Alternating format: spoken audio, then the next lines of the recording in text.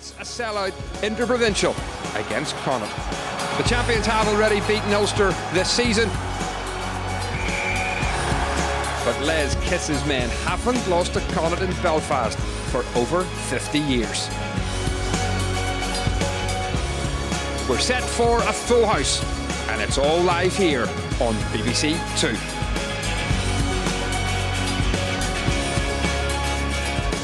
Good evening, welcome to Ulster Rugby Live. Thankfully, Storm Barbara has passed, though it's still pretty blustery and very cold. Stephen Ferris, Andy Ward and myself are wrapped up nice and warm for this festive Inter-Pro. Good evening to you both. How do you see this one shaping up tonight?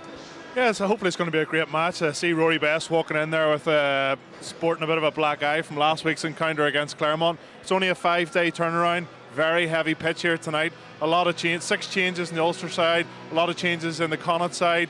Hopefully the Ulster boys can grind them down and that last week's game doesn't creep into the legs after 60 minutes of this match. 5th placed Ulster against 8th placed Connacht. They've both got a game in hand over the top 4. Munster and Leinster locked together at the top of the table. But a win tonight, Andy, and Ulster can move into those provisional playoff positions, which is important, I'd imagine. Oh, very much so. This time of the year, you know, we really need to make sure we start ticking away points. This is a very, very dangerous time of the year for everybody. There's a little festive fever in the air almost, and people can switch off or switch on, and you could lose a lot of ground at this time of year. So it's imperative that Ulster come out here, start out the way they mean to carry on, because this Connacht team, they'll play for 80 minutes and they'll keep coming at you right down to the 79th minute, and that's something that Ulster have to be very mindful of. I mean, Ulster certainly with the stronger lineup on paper tonight, Stephen. Connacht with over 20 players on the injury table at the moment. Yeah, it's crazy, and Pat Lamb's alluded to it in his, all week, saying that it's the worst time in his Connacht career with the amount of injuries that he's had.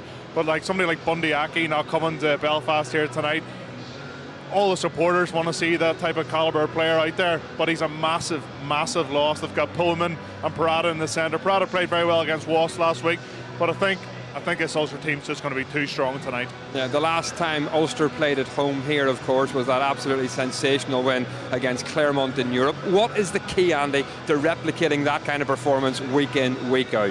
Well, it's the top 6 inches. You know, the guys have to go into it. Rugby is a contact sport.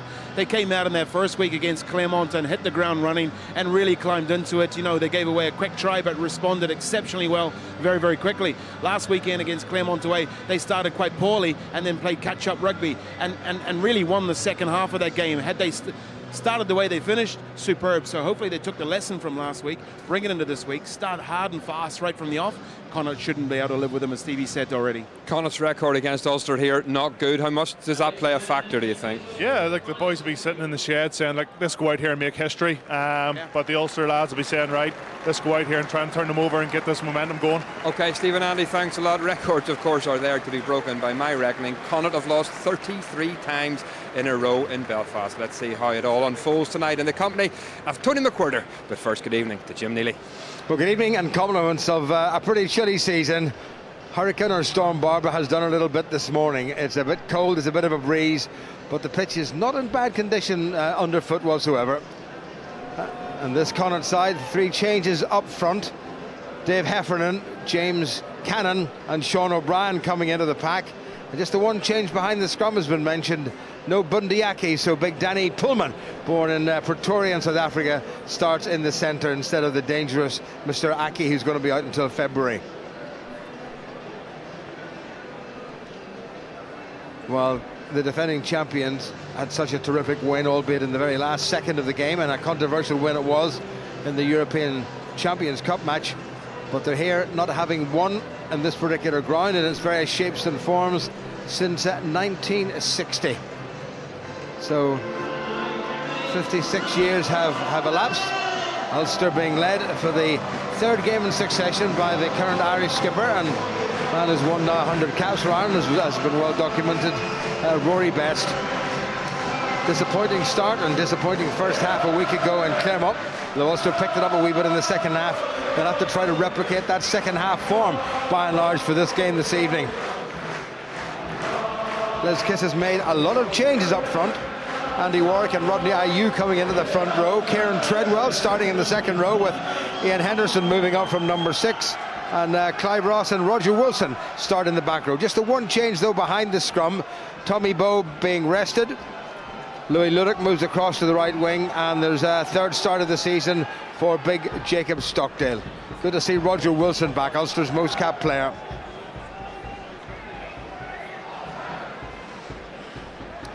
Referee is from Limerick, former player with Bruff Rugby Football Club. Made famous, of course, by the great John Hayes. He's George Clancy, refereed at the most recent World Cups, 2011 and 2015.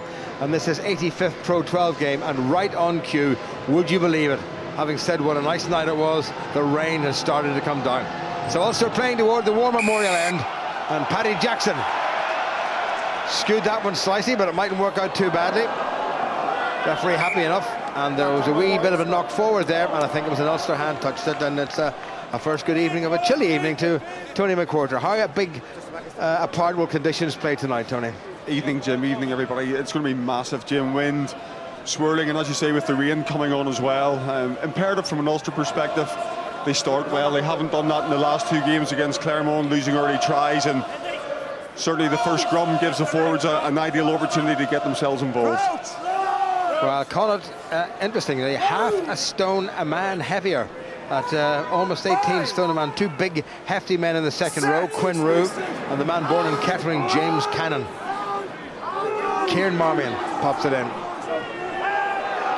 Ulster just digging in, preventing Connacht from getting the squeeze on. That ball is stuck there now. Is anybody going to strike for it? And Ulster pinched it.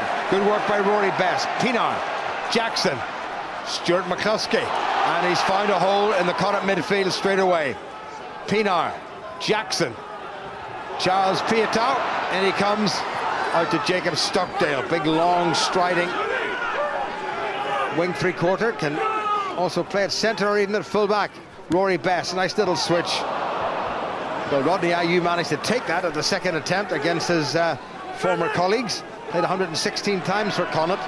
Well away to Piatow. Ulster trying to do a little bit of building. Kieran Treadwell. Jackson now. Andrew Warwick. Nicely done to Marshall. McCluskey almost stripped, and the referee's happy enough for that, and Connacht threatening to come away.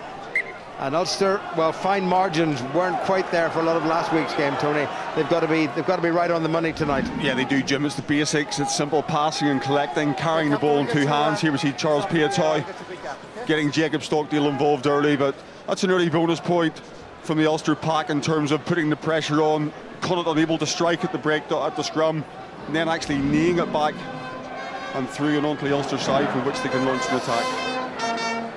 First line out. Wind is in Connacht's favour very slightly. That's well taken by Ian Henderson, operating in the second row for Ulster for the very first time this season, having played the last 7 games as a number 6. Ruan Pienaar trying perhaps to release Louis Ludick down this near touchline. What a kick by Pienaar.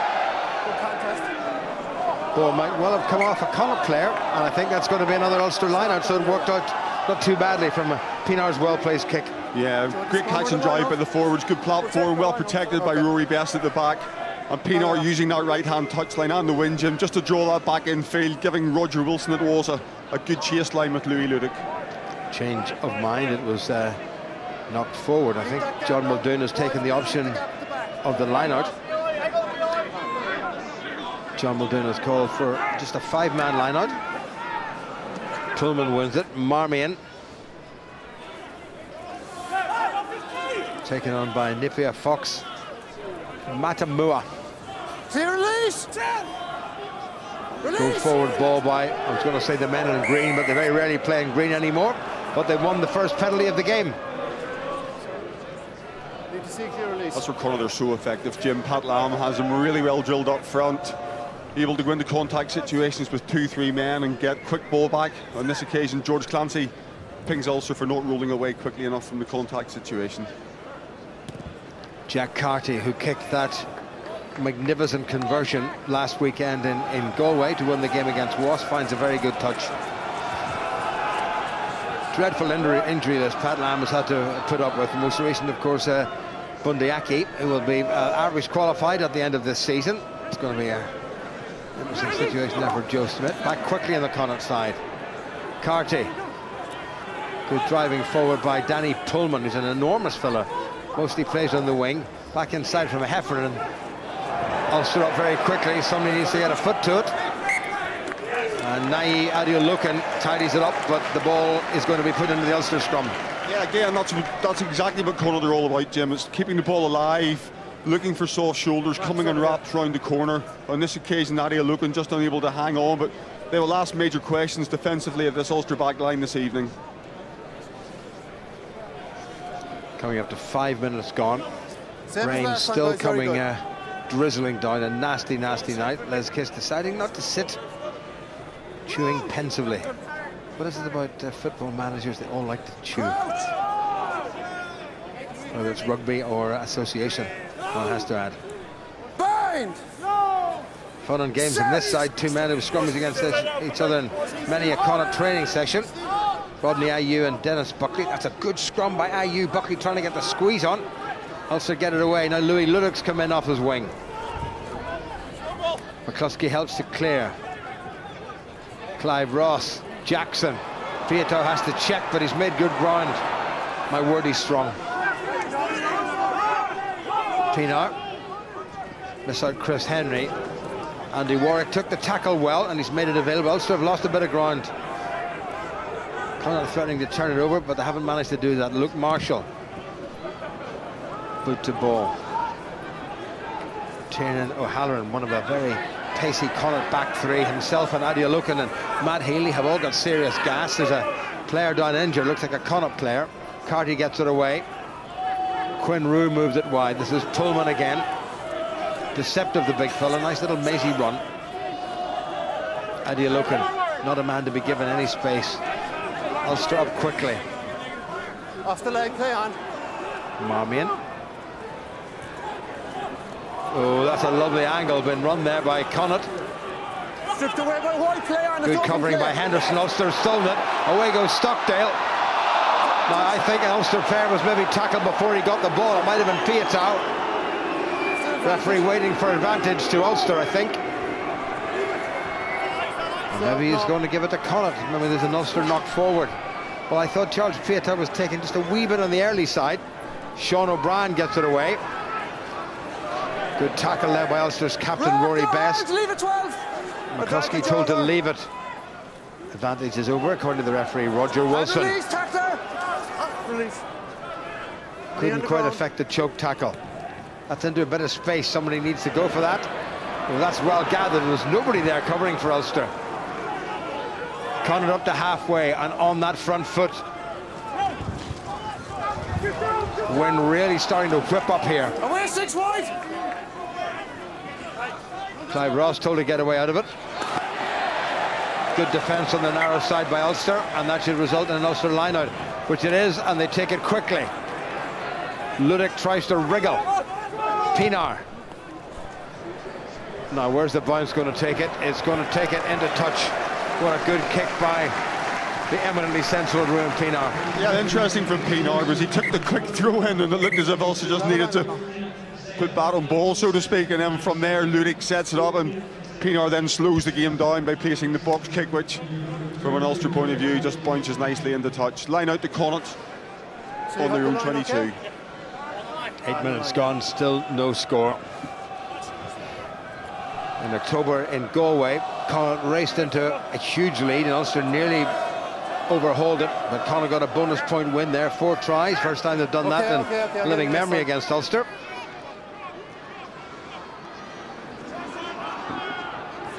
As Fox Matamua sets it up, and there's a big gap there, and away goes Kieran Marmion.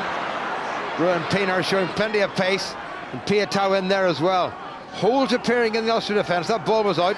Referee happy with that. Best. Now, Luke Marshall needs somebody to come with him. Bruising stuff by Marshall.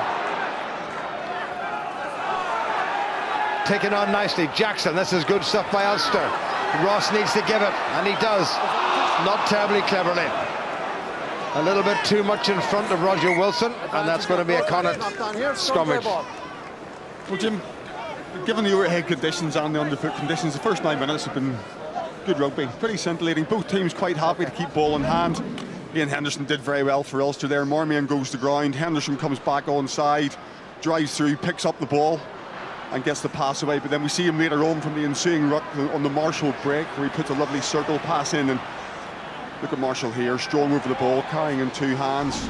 Chris Henry like a good open side, right where he should be. A little bit of a flourish there from the home side with nearly 10 minutes gone, but it's a Connacht scrummage. Crouch! Enjoying that half-stone a man advantage. Bind! Dennis Buckley, Set! with over 100 appearances for Connacht. But a bit unfortunate that Ireland have been blessed with a lot of very good loose head props in recent years, and still are. Pullman, Carty on the wraparound. Here's O'Halloran, he's got Healy with him, that's cleverly done.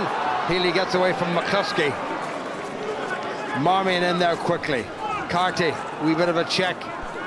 Back inside to Fox Matamua. Connacht again. Heffernan inside. So, Nicely kicker, read there by just make sure your standing foot isn't outside the 22 Ruan when you go to kick Pienaar. it. Make sure your standing foot isn't outside the 22 when you kick the ball. No, it is a 22, but when you're kicking it just now. Okay, yeah, sorry. Pienaar thought that George Clancy wasn't going to allow his fair catch, but he said he can't kick it from outside his 22 where he had 1 foot, so he's made a pretty decent touch, Ruan Pienaar. Well, already, Jim, from the Connacht side, we've seen in Europe so far this season, they've made the most clean breaks, they've the most ball carries, and they've also the team that's made the most metres with ball in hand. We've seen 3 clean breaks again this evening. We see how comfortable they are from 1 to 15 with ball in hand, backs going to the line, looking for soft shoulders, and intelligent running off the ball. John Muldoon comes over and has a word with Dave Heffernan. Tom McCartney now signed a new contract, and Irish qualified is on the bench. Interesting call, this one. This is Heffernan. Stolen by Ulster. Pienaar, Rodney Ayew. It's a good rumble by the enormous New Zealand right cap for Ireland. Taken on by Henderson. Good defence in the middle of the park by Connacht. Jackson whipped it away nicely. That's bounced handily enough, but it went forward. And Ulster, just that little bit of fine-tuning again, and there's an injury to a Connacht player. Yeah, Quinn Ruad is holding the shoulder, but I think we've seen more from Henderson in the opening 12 minutes, playing in the second row, than we've seen over the last couple of games with ball in hand, playing in the back row. And he's up for this evening. Such an imposing physical figure with ball in hand, but a great read defensively off the last line out. Lets the dummy go at the front, goes back, and then with the 2 support jump, two line out lifters, able to just get up in front of his opposite number and pick the ball off the top. Well, that doesn't look too good for Quinn Ruad. I mind you, Connacht have a fairly handy man on the bench in Ultan Delan. It looks like his left shoulder. It might even be his collarbone, or perhaps his neck. 26 years of age now. Came to Connacht a couple of years ago. Coming on the screen now, George. George Clancy's called to have a little look at something. Ayew went driving through. Well, Roger Wilson just picked him up and threw him out of the way. I don't think there was anything wrong with that. It was. I don't know how that could be interpreted as a foul. We'll have a look at it. I don't see too much wrong with that, Jim. Quinn Ruad's attempting to finish off the tackle. And he was blocking, actually. He put his backside in front of Roger Wilson there. Ollie Hodges is the TMO, incidentally. That's the I think you could maybe, if you're going to be really harsh on Wilson, you could say he's coming in from the side, but the intent there really is just to clear the man out.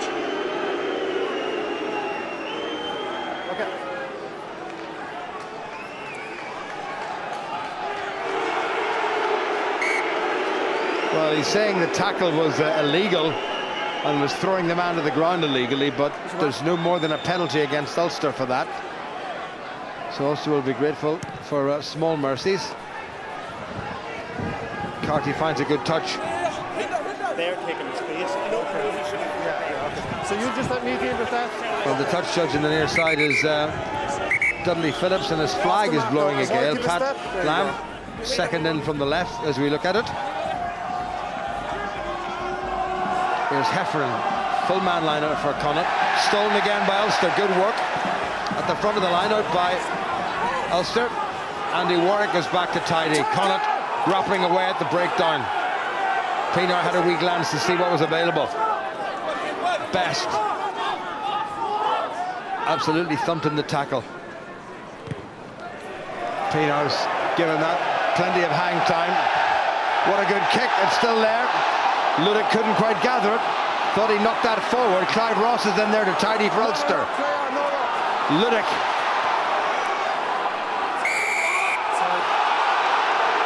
Coming in from the side of the breakdown by Ulster.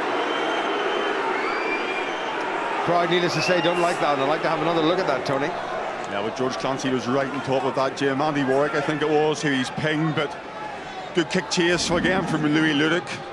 We see Clive Ross going down on the ball. Ludick then at scrum half picks it up, reads the on-rushing defender, goes through, rides the tackle. And I think it's Ian Henderson he's done. Yes, he went straight through. He didn't come through the what they call the gate. He came in rather than an angle. Absolutely, you must come in over the ball, not in around the side. Well, Connacht have shown time again at the Sports Crowd in Galway that they're masters of a second half performance into the wind. And the way this wind is going in Ulster's favour, Ulster need to be thinking about points pretty soon. Again, Connacht shorten it. This time they win it. It was well taken by James Cannon. Good tackle by Roger Wilson.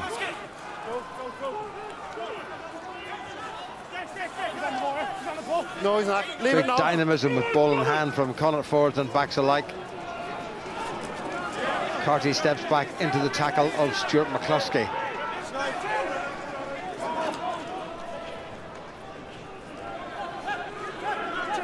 Connacht still inside their own half.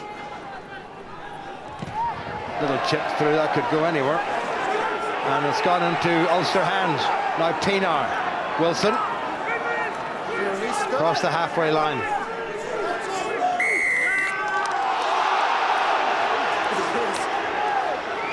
Holding on in the tackle. How many penalties is that Ulster given away now, Tony? Well, it's 2, probably 3, Jim. Danny Pullman on this occasion over Piatoy, going strong on the ball. We see Wilson carrying in.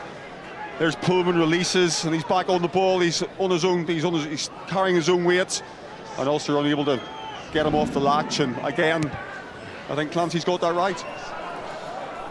Good strike by Jack Carty. Connacht man by birth.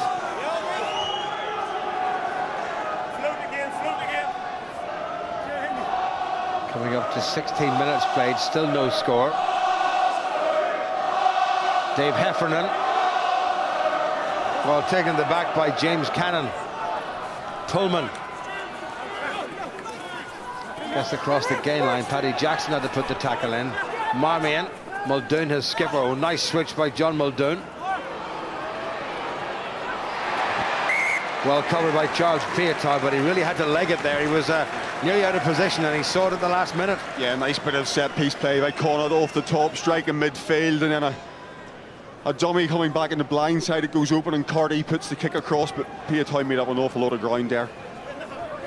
He's given that a fair old thump. That's into the arms of Tiernan O'Halloran. That was a good tackle by Rory Best. Marmion, Carty. A wee bit high from Rodney Ayew. He needs to watch that. He's been bidden for that before. Up quickly was Rowan Pienaar. Adi Alokin gathers in. And knocked forward by Connacht. And a rather ribald round of applause from the crowd, saying thank you, George Clancy. Now you're giving us something. But he's been pretty good so far, George. He has been. He's been right on the money. Knock on from Adi Alokin this time. Quick flick pass from O'Halloran. Adi Alukin's probably unlucky to get done there, Jim. I think he actually got nutmegged. Ball went between his legs rather than the knock on. Jacob Stockdale on him very quickly. Time off, please, Debbie. Danny Pullman in the wars for Connacht. Connacht playing some very intelligent rugby, Jim, into the wind in terms of ball in hand. They're not looking to kick unless it's the last option. Ulster's problem is then they've had so little possession. Whenever they do turn the ball over, what become defence into attack, very difficult. That's wonderfully well done by Piatoy. He read that.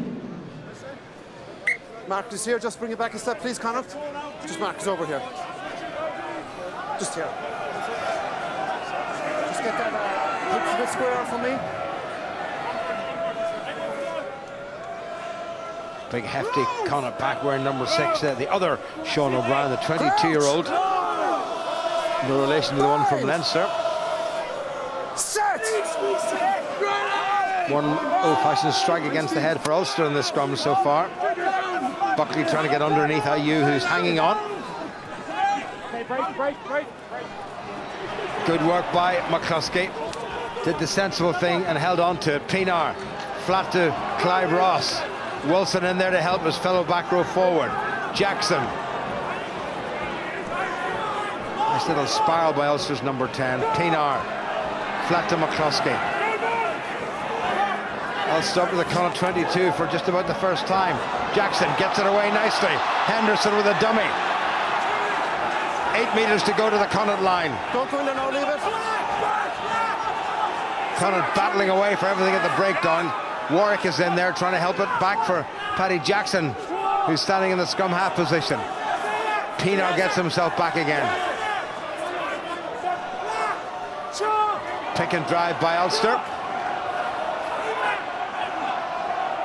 Pienaar at a wee glance to the near side. Clive Ross takes it on again. Muldoon getting in the way.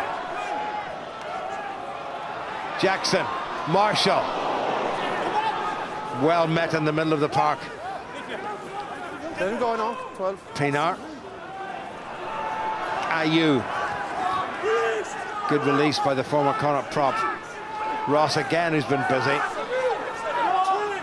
Pienaar. Henderson. Taken off at the ankles. Looked like Dave Heffernan did the tackling. Got to get himself out of the way, and he does. Roger Wilson.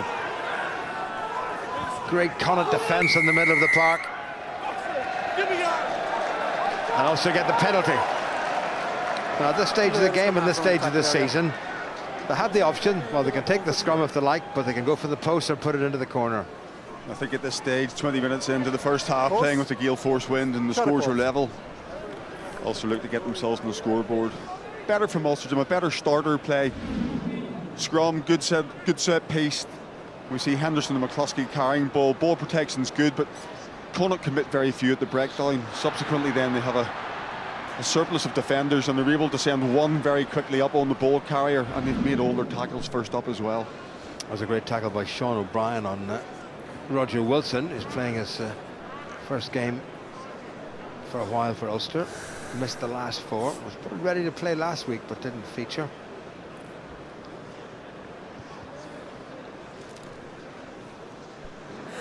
So Jackson, just 24 years of age, and hard to believe he's rattled up 115 appearances, including this one tonight for his province.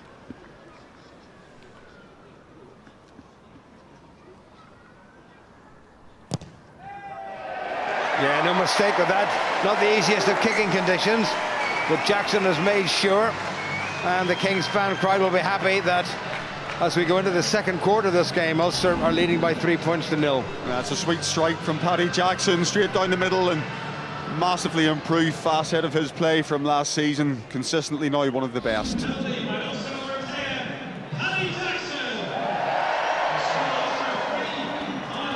Jack Carty. Giving that a wallop. Wilson doing what he does best, gathering and making ground. Pienaar outside his 22.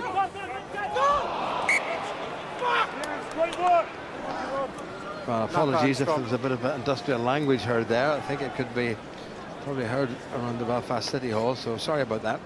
Rodney Ayew not happy, as he may well not be, with fumbling that ball. It wasn't the most difficult thing to do in the world. Well, it's something that Ulster have done poorly this year, Jim, has been their kick-off receipts. Roger Wilson's done well. Perhaps it's been kicked too far by Connacht, but he's done the basics well. He catches it, he takes a bit of collateral damage in Finlay Balaam, who's getting some treatment after trying to tackle Roger Wilson, but realistically set it in midfield with the wind behind. Clear your lines, please. 112 appearances he made for Connacht before coming to this part of the world and signing up with Ulster. Now capped 3 times by Ireland. Rodney Ayew, born in New Zealand, a place called Lower Hutt, some 27 years ago. This is 8th start of the season. Getting a wee pat from his pal Kieran Treadwell, who says, don't worry, you'll not do that again. Well, at least he better not. Yeah, well, he put in a big shift last week in Claremont, came off the bench after 50 minutes.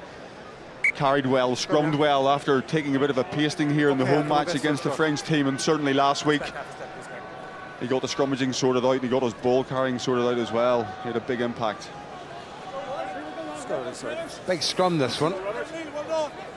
Ayew will be looking to make amends and put a bit of pressure on his old buddy, Dennis Buckley. First job, let's go! Crouch! No! Bind! Set!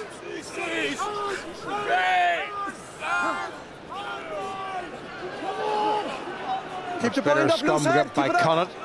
Andrew Warwick been told by the referee to keep his bind up. Careful managing of the ball. Pullman looking for a gap, which didn't happen thanks to Stuart McCluskey's intervention. Good work by Ulster at the breakdown, but Connacht have it. Marmion has gone loose. Well tidied up by the red-haired flanker Sean O'Brien. Marmion, Heffernan. Held up by Clive Ross. That's good work. His ball was knocked on here, scrum. Just knocked on in the tackle. George Clancy saying you may have heard the ball was knocked on in the tackle by Ulster, so Connacht get another scrum. Good wriggling there by Buckley. What a solid performer he's been for Connacht down the years. Yeah, he has been. Both him and Dave Heffernan, I think it was, who carried that time. Both very good with ball in hand. Heffernan especially played at the sports ground against Ulster in the opening game between these two teams this year and had a massively influential performance, and I think, if I'm right, maybe scored a try that night as well, and he's a good player. Crouch!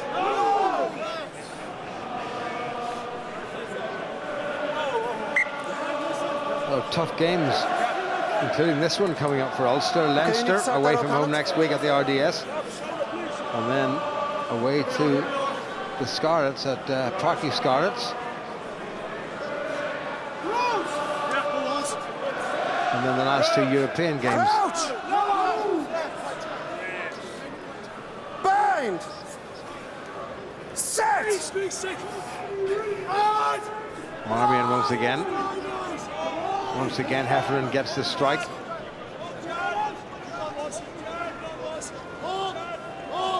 O'Doon leaves it from Marmion. Carty spilled.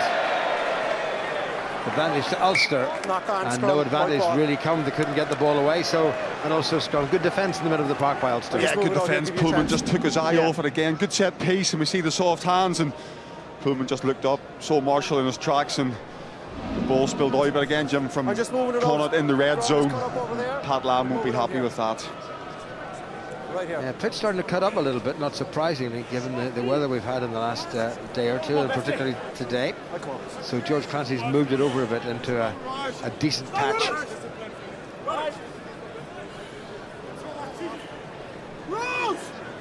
Ruan Payne are looking to see where the Connacht defence is deployed and where his own attackers might be deployed as well. But it all starts in this front row.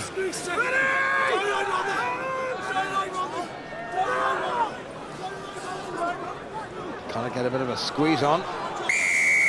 Illegally so. Over here. Coming in at an angle by, I think it was probably Dennis Buckley. Broke the grip and then he went right up. Slipped his bind and tried to come inside Rodney Ayew, and Ulster get the penalty. Is that the first penalty Ulster have got this evening? Maybe the second. Second one. I think the first one, Paddy obviously kicked for the 3 points. Of course. Silly me. Buckley and Ayew having a good old go at each other though, Jim, in the front row. There's a bit of pressure coming through. The one thing, Dennis Buckley, quite short in stature, and for a loose head sometimes he can be very destructive against Ayew, 6'1", 6'2", for a tight head, quite tall, and certainly the dynamics and the physics of it maybe stacked more in Buckley's favour. Yeah, Buckley was always a very good ball carrier, but he's really beefed up to make himself a more than decent scrummager. Yeah, he's technically very good, low centre of gravity, gets his hips in the right place. So there's a really good grapple going on in there. Well, Finlay Bealham, who can play either loose or tight, and had a spell playing up here in Ulster with the Belfast Harlequins club before he went to Galway, is leaving the field, the Irish international, and that's a little bit unfortunate. So it looks as if JP Cooney might be coming on, and that's going to be a bit of a blow for Connacht. I think that stems off the back of Roger Wilson's receipt of the kick-off post-Jackson penalty. Bealham tried to make the tackle off that and came off a poor second best and hasn't recovered from it. Well, that scrum twisted round rather awkwardly, and down went Finlay Bealham, and while Connacht may have been penalised, the result was that Bealham got himself quite badly injured. The Connacht forward just about drove over their tight head prop, and Bealham was twisted badly. Best with the throw, Henderson with the take, Jackson with the pass. McCluskey gets it away, Stockdale. Now to Piatau, he's got Ludick with him. He may have the pace, but he has Ludick there. Piatau checks, comes back inside. Lots of white shirts there. Pienaar on the narrow side. McCluskey for the game's first try. From one end of the pitch to the other. Finished off by Stuart McCluskey, celebrating his 50th Ulster appearance with a fine try, and try number 6 for him in the league. Beautifully finished by McCluskey, but Luke Marshall, great dummy line coming Jim here. Sweeps the ball behind, Parada takes him. And that opens up the space for Stockdale off the blindside wing. High-stepping Piatau puts the ball into 2 hands. Pienaar executes a 2-on-1. McCluskey couldn't fail to score from there. But a great line by Luke Marshall, Jim, cutting in right to left, and that holds the inside defence, takes the Connacht 13. Rory Parada, you see his shoulder getting turned, and then Stockdale coming in the loop round the back, and it's a nice pass from Stuart McCluskey as well, and he follows up in terms of follows the ball from the ensuing ruck. Then he's in the right position to score in the corner. Well, Connacht had been very much in this game, and their most capped player of all time, the great John Muldoon, fast approaching 300 appearances, having a wee word. Jackson, as he pulled that one in, well, he struck that fantastically well in very difficult conditions. Well, the crowd like that, and the Ulster players will like that, and the Ulster coaching staff will like it. 10-0 to the home side with just under half an hour played. Yeah, well, certainly in terms of territory, it's been more than Ulster. Connacht maybe shading the possession stakes, but here again we see Piatau with that ball in hand, maybe a high tackle from Parada. Advantage played well by George Clancy. A long restart kick by Carty, dropping down, knocked backward by Roger Wilson. Referee happy with that, pulled in by Ulster, so retrieved at the second attempt. Pienaar. Clive Ross, who's done a lot of carrying so far this evening. Piatau in the outside half position, scuffed that a wee bit, hasn't found his touch. Tiernan O'Halloran bounced off Kieran Treadwell. Adi Alokan leaves it for Marmion, who shoved him out of the way. Carty, big Danny Pullman. Rory Parata, great tackle by Marshall. Textbook stuff by Ulster centre. Well recycled by the visitors. Away by Quinn Rue, seems to be fine again. Marmion slowed a wee bit. Adi Alokan will put a bit of zip into it, given half the chance. Caught it again inside Ulster's half. Quinn Rue seems to be fine. No hands on. Buckley helps. Carty. Parata, tackled well by Marshall. He's got to release that. Knocked forward by Connacht. Was George Clancy a wee bit slow there and maybe penalising Parata for not releasing, or maybe Parata was still moving, which is why he didn't do it. Well, the man with the ball has the option in terms of being able to reposition his body. It's up to the tackler to get back on his feet as quick as he can. So we see Parata coming across here. Have a look at that. He was tackled and he rolled. It's Chris Henry, Jim, who's in. So Marshall makes the tackle. And we see Ludick then on this occasion in over the ball. Yeah, well, can't really quibble with that one. Half an hour gone. 10-0 to Ulster, who have to win this game to be in with any chance of finishing, never mind the top 4 and the top 6, and thus get into Europe again next year. Bind. Set. Oh. Okay. It's solid Ulster scrum. Paddy Jackson. McCluskey has a go himself, gets through, needs a wee bit of help. Maybe he doesn't, he's still going. Pienaar looking for the narrow side, where he finds Paddy Jackson. Kick for Stockdale, that may be a bit too far, and it is. And they're going to come back for the scrum. That was unfortunate by Paddy Jackson. It was pretty close to being perfect. You want to come back? Again, Jim, we see Stuart McCluskey and what a valuable weapon he is carrying ball. 6'4", 15.5 stone. And as soon as the Connacht defender turns, McCluskey's happy to try and take on that. And what he also has with the size is the ability to reach. So we see him tuck the ball here, and he's looking to offload. Ulster support players just can't quite get the call and to get close enough on the shoulder. But he has the presence of mind to go to ground and let the ball be recycled well. Just the one cap for Ireland against England at Twickenham in the 2016 Six Nations. Crowd getting into fine voice.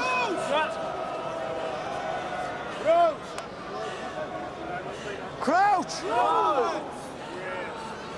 Bind! Set! Oh, can also get a bit of a squeeze on. That's a good solid Connacht scrummage. Not moving one single inch. Carty. O'Halloran had to check a little bit. He had Matt Healy outside him. Well, won by Connacht. Carty again. A lot of visitors in the middle of the park. Adil Loken.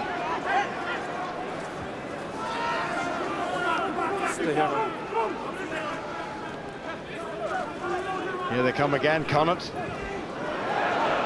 Ulster's alignment just caught awry there. Good work by Chris Henry at the breakdown as ever.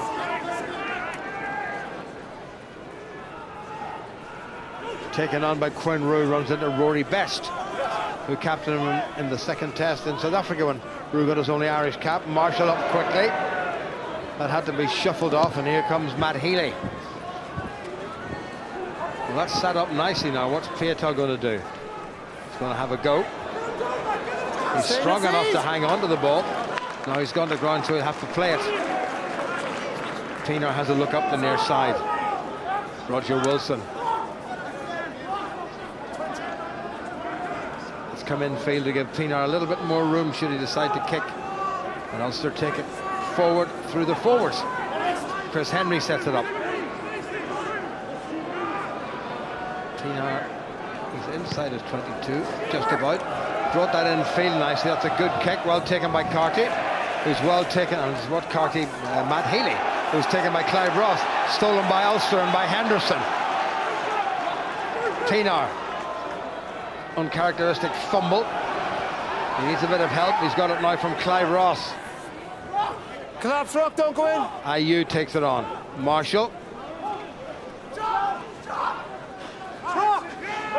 Good tackle there by Nepia Fox Matamua. Rory Best. Pienaar looking for a runner to his right hand side, but decides to kick. That's knocked forward by O'Halloran. Very unfortunate by Tiernan O'Halloran.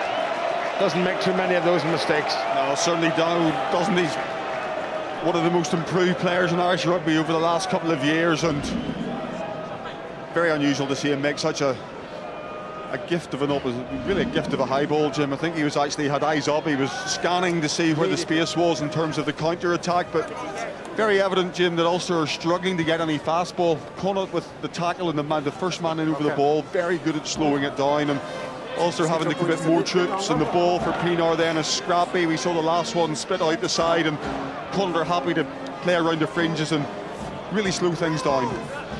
Ulster last season the only Pro 12 side to beat Connacht home and away, but they came unstuck in Galway at the start of October, having let Connacht race into a 3-try lead. Under 5 minutes to the interval, Ulster 10-0 up. Pienaar, nice Jackson looking for Ludick. Ran into Pullman. Advantage. Referee's got the hand out for a penalty against Connacht. And at this stage of the half, you'd think Ulster will go for those points. Once again, you'd imagine they'll take 3, but slight change in tactic from Ulster. Stuart McCluskey is the dummy runner this time, coming short and the ball pulled behind him. Ulster just looking to pull Louis Ludick in off the left wing. Again, it's good defence from Connacht, that high choke tackle. Ludick goes to ground, but Connacht unable to roll away from the ball. No, we'll wait for him. You having a kick? Yeah, one South African on another. Danny Pullman has come off the worst of the two. Please, time off, yeah. Yeah, time's off. Only plays in the wing, but with the other nasty ankle injury to Bundyaki, which has Tick required into surgery. He's so been you're pressed into spare with it inside centre. Do you think Connacht will be happy with 10-0, Jim, in terms of playing into the conditions? I think they probably will. I'm just looking down to see if there's any, if the wind has dropped a little bit. It certainly feels a little bit less breezy up here in our lofty comedy position. You know, I think it's important for Ulster that Jackson knocks this over. They try and stretch any lead that they have to the maximum before the break. I heard Stephen Ferris mention beforehand he thought it was maybe a 15-point wind, and certainly could be close with that. Well, hand up to earphones. Pat Lam is off to Bristol at the end of this season, but what a fantastic job he's done with Connacht now. Here's a wee bet for you. Would you bet against him coming back and coaching Ireland when Joe Schmidt stops? Well, I think he'd certainly be in the frame in terms of he's fulfilled the requirement of coaching in Ireland. In terms of the whole structure now seems to be about bringing coaches through, whether they're homegrown or from overseas. But from what he started off with Connacht with limited resources, he's done a hell of a good job. Yeah, Donny Pullman went in very high on Louis Ludovic and took his shoulder right in his sternum. And I think he's been winded. So coming on for his first cap is the 21-year-old Kieran Gaffney is about to come on. This is going to be a first cap, and what a cauldron into which you have to come to win your first cap. In the meantime, it's Paddy Jackson who's the man in the frame. It's good. Yeah, no mistake there. And Ulster's lead goes out to 13 points to 0. Second penalty from Paddy Jackson to add to the conversion of Stuart McCluskey's try. So 3 out of 3 for the Ulster outside half. Well, Jim, you mentioned beforehand that Connacht have 21 injuries. They've suffered 2 in the first half with Pullman and Finlay Bealham coming away. They've gone for 6-2 on the bench, which means 6 forwards and only 2 back. So one can really see how Pat Lam's resources are badly stretched.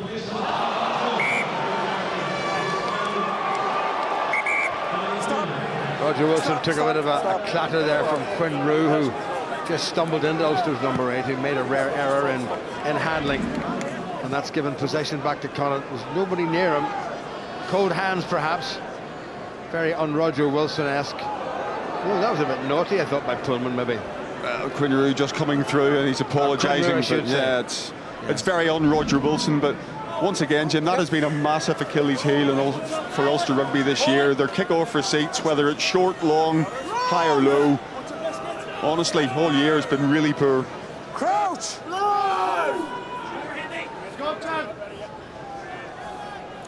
Bind! John Muldoon with 289 appearances for Connacht. Roger Wilson with 215 for Ulster, but 117 or so for the Northampton States. That ball hasn't gone in properly.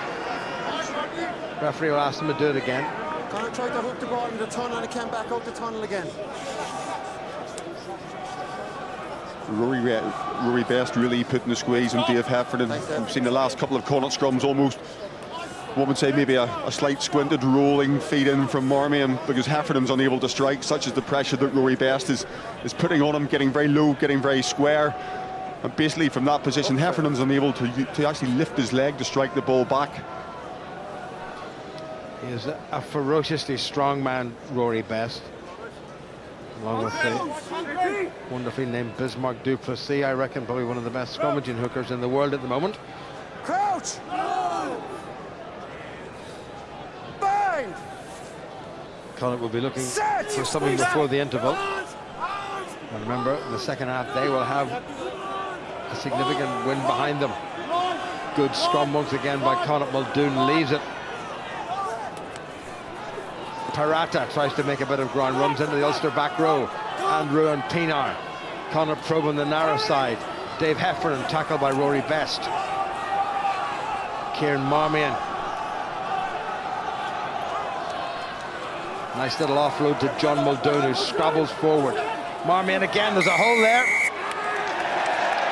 Bit of blocking there. Bit of nonsense breaks out. Not often you see Chris Henry getting himself involved like that, but he didn't think Marmion was going to release the ball, so penalty against Connacht.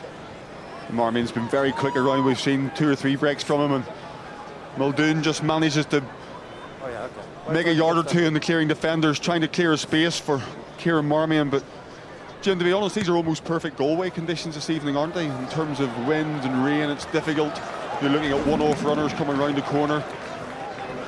Yeah, we haven't quite got the view of Galway Bay, though. No, not quite. Quinn Rue, maybe. You see him here just taking the man away. Chris Henry it was. Chris Henry did well, but he managed to disengage from that and then get back in on Marmion and stop him getting at the line. So yeah, it's going to be the last play. Got a wee bit Can I just feisty get there. you on the line? You would expect that in the derby, would you not? Absolutely. Now, Ulster's lineup, will they just decide to hang on and put it into touch, or will they think about adding to their 13 points total? They're a long way from the Connacht line. Good drive by Connacht,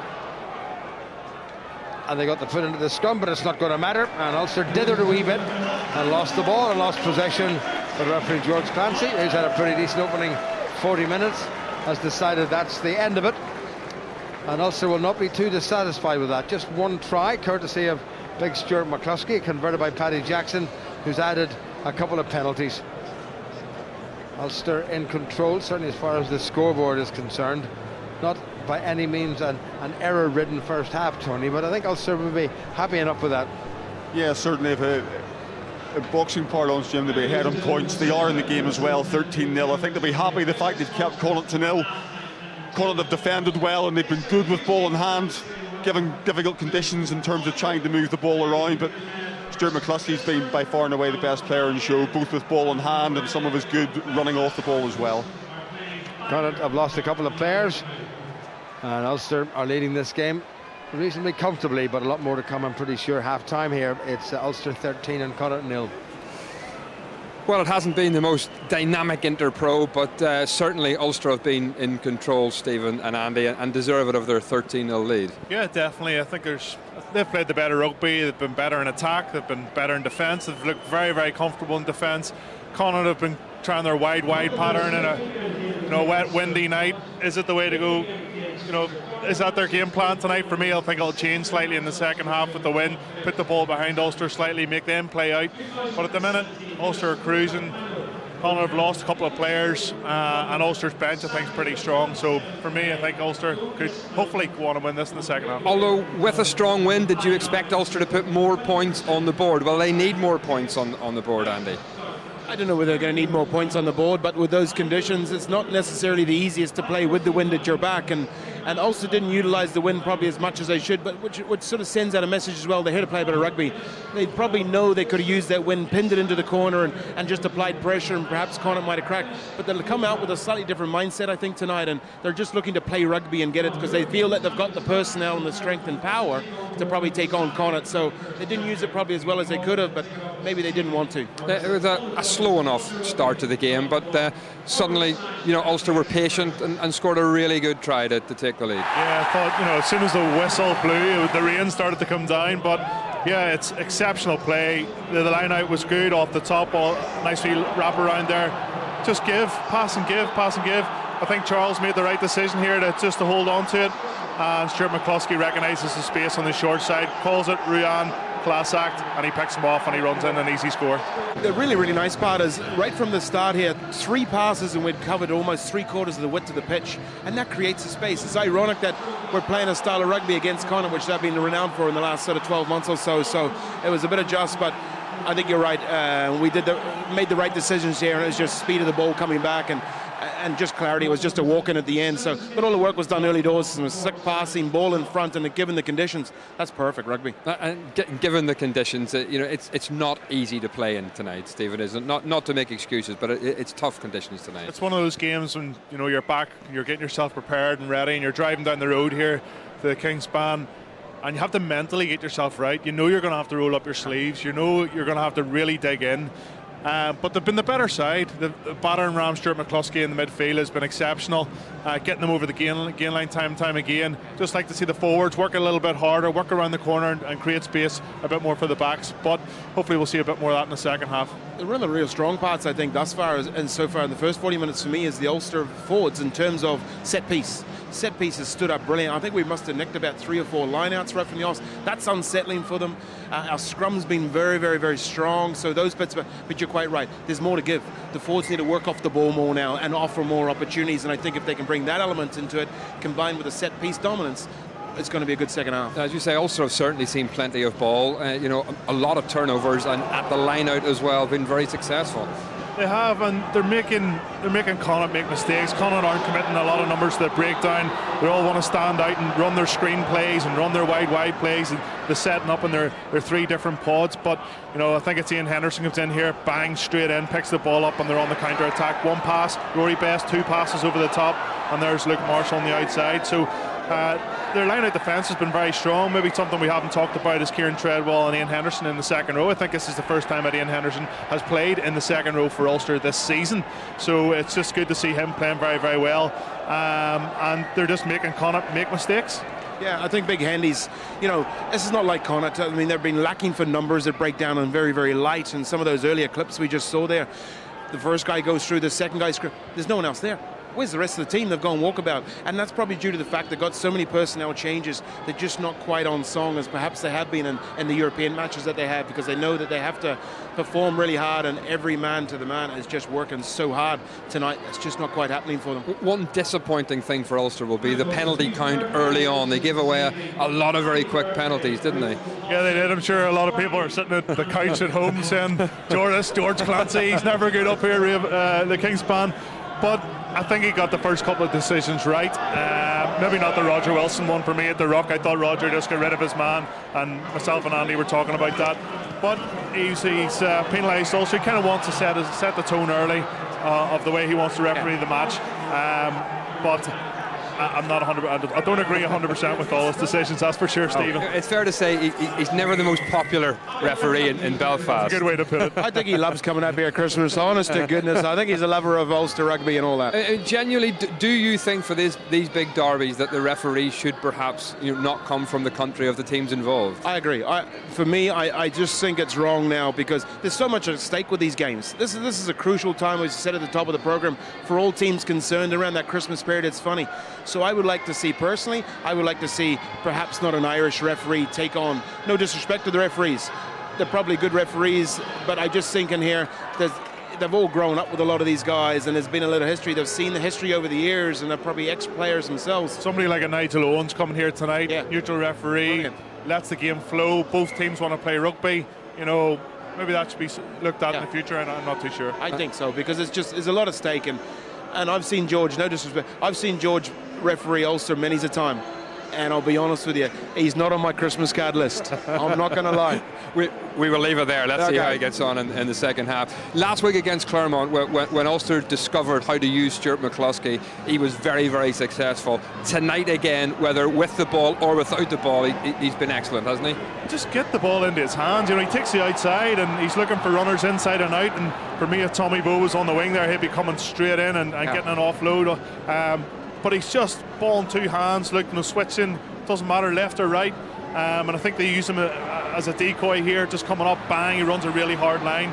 It's a great tackle by Pullman there. He goes off injured after it. Louis Ludick runs hard, but that's what Stuart McCluskey gives you. Always makes ground, doesn't he? Does, yeah. I mean, listen, he's a big, strong guy. Let's make no mistakes. Over 6 foot, carries himself well, and just runs hard. And he's obviously an awkward man to play against. I haven't played against him, but Stevie probably has. Did he hurt you? He probably hurt you a few times. But listen, he's a strong man. He's done it week in, week out for this guys. And he's playing against some quality opposition as well. And he still seems to manage to do it. So there's something in. He's doing well, and he gives Ulster a really good platform, especially with him now and Pietau out there.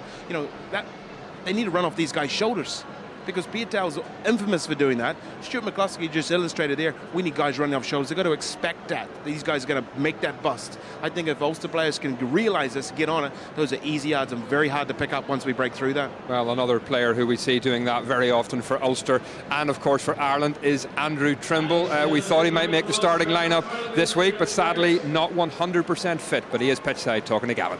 Yes, Stephen, he's just missed out this week. Andrew, what is the latest on that injury? Yeah, it's going the right direction. It just didn't quite get there in time, so I've done plenty of running the last couple of weeks. Punishment for not being completely fit, but it's just that sharp change in direction just isn't quite there. So training Wednesday, and I was sort of 90-95%, and yeah, just didn't get there in time. So unfortunately, I get to sit this one out and endure another week of rehab and running with JD. So ready for Leinster on New Year's Eve? I'm hoping so, definitely. Very close to this one, so if I can get in, start next week, and not stuff my face too much on Sunday, and get back in, start of the week, and hopefully we'll see how we go. Injured at the end of those autumn internationals, how special was that series and being part of what Ireland did?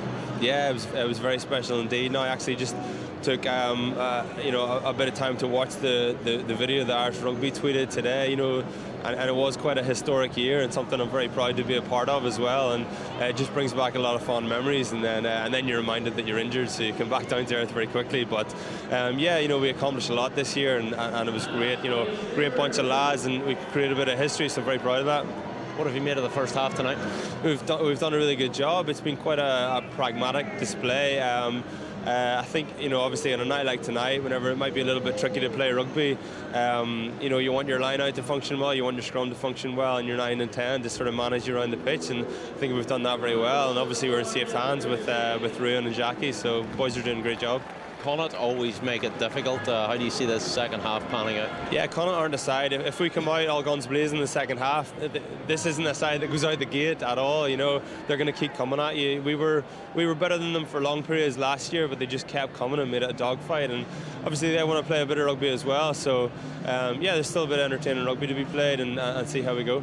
In the context of this season, how important is it to get a win here tonight? Yeah, it is. It's just important that we become a side that does it week in, week out, and fixtures like this, we have to win these. If we're going to compete to win the league. This is the best side in the league last year, so it's a big test. But I think we're up for it, and it's important we sort of keep things disciplined as well, and keeping the right side of Clancy. But I think we're going the right direction. 13-0 lead, so second half will be tricky into that win as well. See how we go. Okay, thanks, Andrew. Happy Christmas. Cheers, you too. Yeah, as Andrew said, the set piece has been solid. 9 and 10 tonight. Pienaar and Jackson have been excellent, haven't they? They have, a couple of box kicks every week. We talk about Ruan Pienaar. He just puts it on the money. It's either contestable or it hits the grass, and that's what he gives you.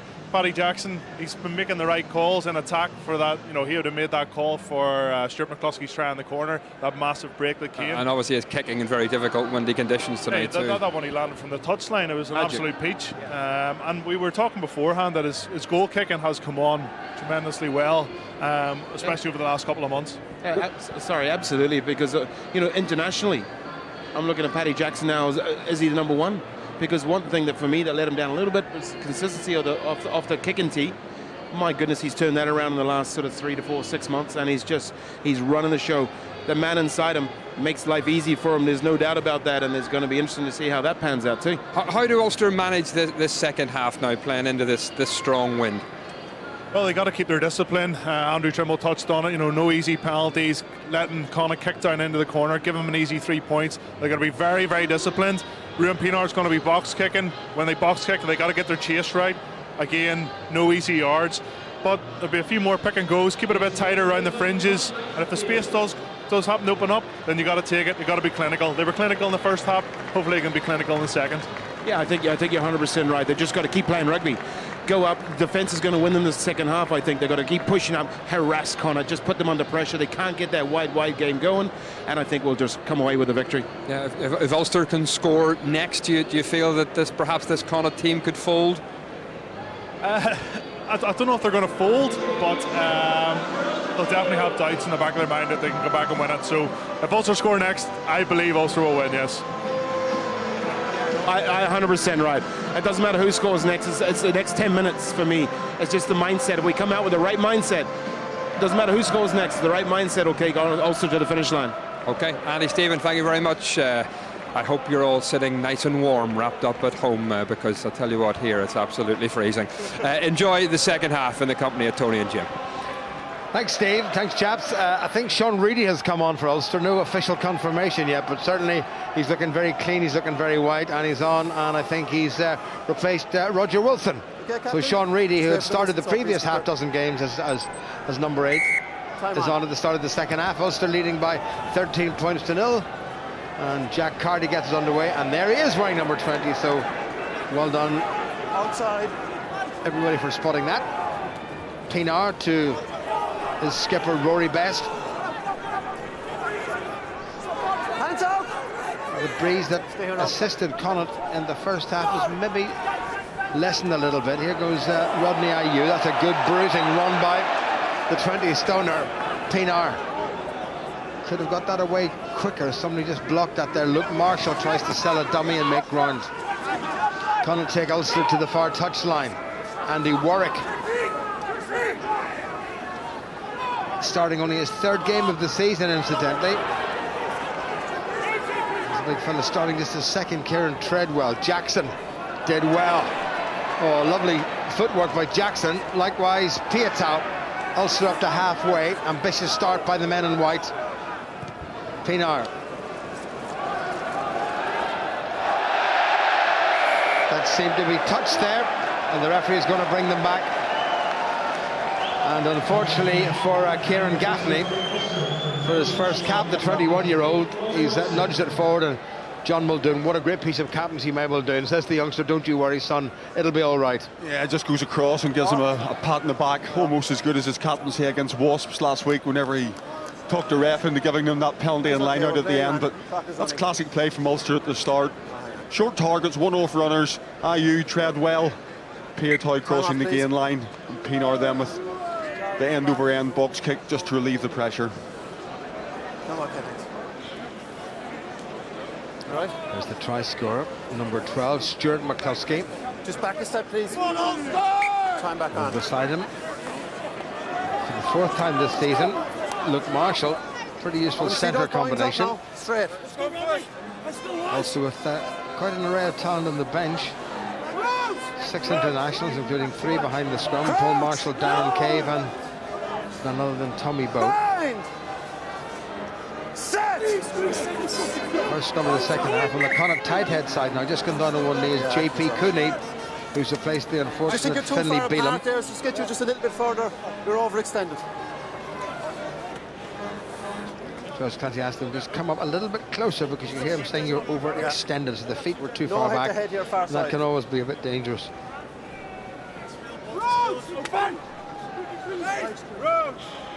Crouch!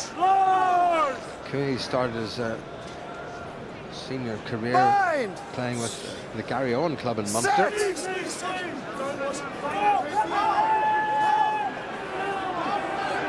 Good solid Ulster scrum, quicker ball now. McCluskey had to check to take it, so he couldn't quite get the build-up and momentum, but he's done well. Leave him now. Back 4. Pienaar switches. Henderson gets it away well. Clive Ross carrying as he did in the first half. You're not on the ball. You're not on the ball. Can Ulster get this one back? That's good defending by Connacht. Pienaar, Jackson, Piatow. Hop on a skip from Piatow. My word, he's a handful. Pienaar again looking for a big runner. Well, somebody just ran in front of, it was Rodney Ayew ran in front of Ian Henderson, so his view was half blocked. Connacht going to be ambitious here. You never know with them. No.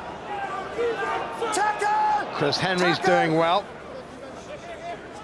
And goes back in for a second bite at it. Advantage over. O'Halloran showing great enterprise. His opposite number, Piatow. Stockdale. Terrific run by Stockdale. Needs a little bit of help. Rory Best is in there. Pienaar sweeps it away. Jackson, they need to give this. Treadwell has a go himself. He's not too far away from his first Ulster try. Pienaar in quickly. Taken on by Ayew. They must keep possession. Rory Best. Great start to the second half. Pienaar changes direction. Runs into a bit of trouble. And Ulster have lost that. Well, a rare dither from Ruan Pienaar, and Ulster have coughed up possession, and Connacht will get this away any way they can. And Jack Carty does just that. That really should have been a try for Ulster, Tony. Yeah, the space was there. Perhaps Kieran Treadwell dummied and went himself, Jim. If the man outside him had kept his width, we see Sean Reedy coming in here maybe too early. Treadwell looking for the pass. He did well, and he's been effective at the start of the second half, but Rory best in this occasion with McCluskey and Henderson latching on. And again, you're right, Pienaar just looking for options and really none there, and Connacht just around those fringes, they're so good. And also just a little bit untidy, placing the ball back. Connacht clear their lines.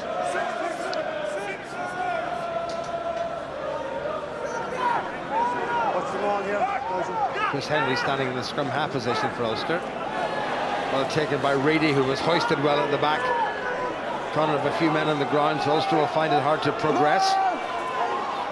Rory Best has it, assisted by Andy Warwick. Now it's Pienaar. Marshall. Piatow.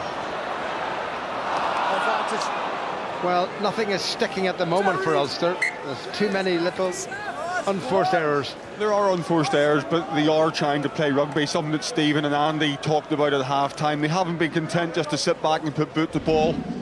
Piatow on this occasion tries to get the shrug. Once again, Jim, do you see how even when falling, he's still able to transfer the ball into two hands and at least attempt to pass? A difficult pass for Louis Ludik to pick up, but again, Piatow so dangerous in those positions.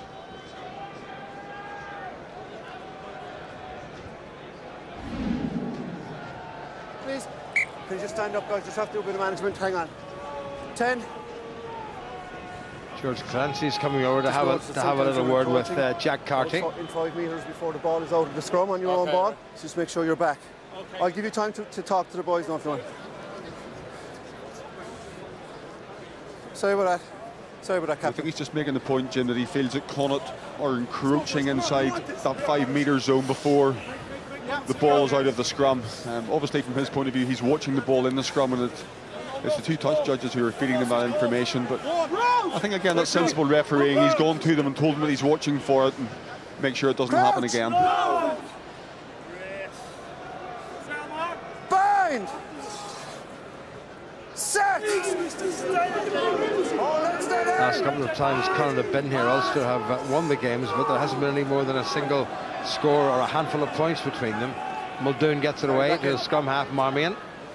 Carty, bit of width on it. Gaffney, that's nicely done. A lot of pace there shown by Matt Healy, who came in off his left wing, and Chris Henry's got in there and has grappled. But back in the Connacht side, they've been terrific at the breakdown. Quinn Roux, nothing wrong with him at the minute. Ran into Ayew. There's half a gap there. Well tackled by Ruan Pienaar. Read it nicely. Don't go in there. JP Cooney at scrum half. Parata. Gaffney gets it away to Muldoon. Off the knee of Jacob Stockdale and into touch off a Connacht player. Might well have been Rory Parata, and that's an Ulster line-out. Again, good hustling defence by Ulster in terms of they're really firing up out of the line, shutting down any speed. We see Luke Marshall again here. Chris Henry's been everywhere, but good skills by Muldoon, holding his depth, putting the kick in. Stockdale, right place, right time, be able to charge that down. But again, Connacht, Jim, intent in keeping ball in hand, and you know, I made the point in the first half, from 1 to 15 they are really, really competent with their ball skills. Chris Henry and Sean Reedy have gone into the midfield, but Ulster couldn't secure the primary possession. That's the first line-out's gone awry. Sean O'Brien, Carty away to O'Halloran, Parata, Gaffney away out on the wing. The tackle was by Ulster's Louis Ludik. Marmion, Carty. I really haven't used the wind, but it's dropped considerably. Nayadi Loken went into the tackle. Carty again. Tries to hold off Ruan Pienaar, who slows him down.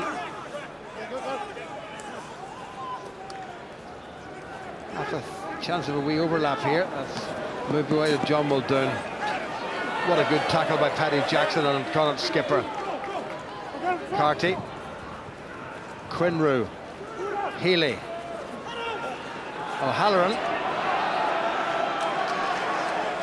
Don't lift his leg. Runs into a couple of hefty Ulster forwards. Inside. George Clancy telling Connacht that they are inside their 22, so they can kick directly into touch if they wish. Where? Healy hasn't found touch. He's found Charles Piatow, who's found a defensive gap. Away goes Piatow. Well, he has become a crowd pleaser. Pienaar with a little chip. Marshall with the dive. Bit too late. Idea was good. Execution was pretty good. Just didn't quite work out for Luke Marshall, but a great effort. Yeah, I think the kick, if it had just been placed slightly more towards the corner. As the ball was kicked again, through, kicking loose to this man is dangerous. Matt Healy, he shrugs off, goes through again. Big step, Marmion goes the wrong way. Good tackle by Carty as well, but we see Pienaar with the kick here, Jim. It was just a little bit too central. That's classic scrum half play by Kieran Marmion. Been badly beaten by the footwork of Charles Piatoy, but he's back in the line and he's in that classic scrum half covering role. Well, I thought it might have been a 22, but George Clancy explained that when the ball was kicked, it came off a Connacht player and then was carried over the Connacht line, which means it's a 5-metre scrum for Ulster, who will be desperate to score from here. That's how close they are. Connacht need to have everybody behind that goal line. Crouch! John Muldoon just trying to deploy his troops behind, just in case there's enough room in that narrow side for something. Ulster can wangle it. Good strike by Best. Controlled by the second row. Now Pienaar. McCluskey. Chris Henry in quickly. Pienaar again. Louis Ludick. Still there for Ulster. Pienaar. Treadwell. Still looking for a first Ulster try. Pienaar changed the point of attack. Piatow, tackled by J.P. Cooney. Also within touching distance of the Connacht post. Shirley, Jackson, McCluskey going for a second. He had men outside him. That should have been moved. Pienaar has a go, and he's got there, has he? George Clancy right underneath it. Time off. Time off. Now he may well go upstairs to Ollie Hodges, the TMO. We're going to check that. Ulster think that Ruan Pienaar might have got it down. I'm not so sure, but we'll find out, I'm pretty sure. Ollie, can you hear me? Yes, go ahead, George. Try yes or no, please. Well, try yes or no. Ollie Hodges is going to have a good look at that. Signing commissioner, whom we hope isn't used, is incidentally a former distinguished referee from Leinster, Gordon Black. This is Pienaar. Has he got it down? That's short. Yeah. That's short. 5-metre scrum to Ulster, I think. That's a very good camera angle. Connacht have scrambled the really well. Away, yeah. George Clancy's in the perfect position, Jim. We see him down on one knee. I'm surprised he's gone upstairs there. I know it's on the line, but perhaps he could have made the decision for himself. Right. We see Pienaar just snipe and go. Clancy's in a brilliant position. Connacht do very well just to keep Ulster should have scored long before that, though. Yeah, there were a couple of overlaps, and Stuart McCluskey, the first one to step inside. This is McCluskey going for the line. Paddy Jackson in to assist. And Pienaar, as a wee glance, there's the dummy and the sidestep and the drive. Yeah, George, over decision? Not over the line, I don't think. Attacking team on? Yeah, agreed. Yeah, cheers. No score. Yeah, the combination of Dennis Buckley, Jim, and the right knee of Tiernan O'Halloran. Well, coming up to 12 minutes played in the second half, the scoreboard hasn't been troubled since the interval. Well, Pienaar not too far away. No ball in a second, guys. Just hang on. But it's been good from Ulster, Jim, at the start of this second half. 10 minutes on the clock. Their ball security's been good. Their patience and composure have been good as well. By that one sort of fired pass from Charles Piatoy, they've been happy to hang on. The credit to Connacht, the scramble defence has been first class as well. Ulster scrum again. Advantage. Pienaar. Advantage penalty. McCluskey has a real bruise at it. Pienaar. Surely this time they've got to touch the bottom of the post. Try's been given. They have got the try. Because Clive Ross has got his first ever Ulster try. He's waited a long time, his third season here in Belfast. His 42nd cap, 13 games he's played in Europe, and this his 29th in the league and his first try. Once again, it's Stuart McCluskey causing all sorts of problems. Stepping off his right foot, takes 2-3 defenders. So this is actually a rerun of the Pienaar no try. So it goes back and Ulster get the scrum, and from the scrum then we see Pienaar and McCluskey goes up. Chris Henry once again going in and cleaning out well, but also showing good composure. Clive Ross able to stay on his feet, and with a little help from a couple of his friends are able to bundle him over at the right hand upright. Paddy Jackson adds the conversion, and Ulster now still inside the third quarter of this game, out to 20 points to nil. This is Ross striving for the line, and he really did well there.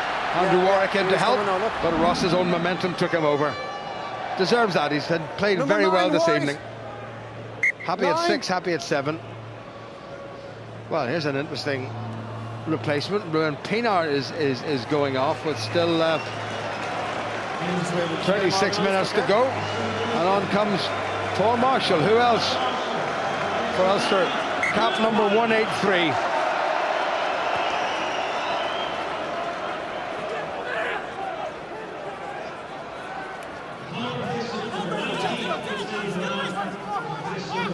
Inside. Marshall to his skipper Rory Best.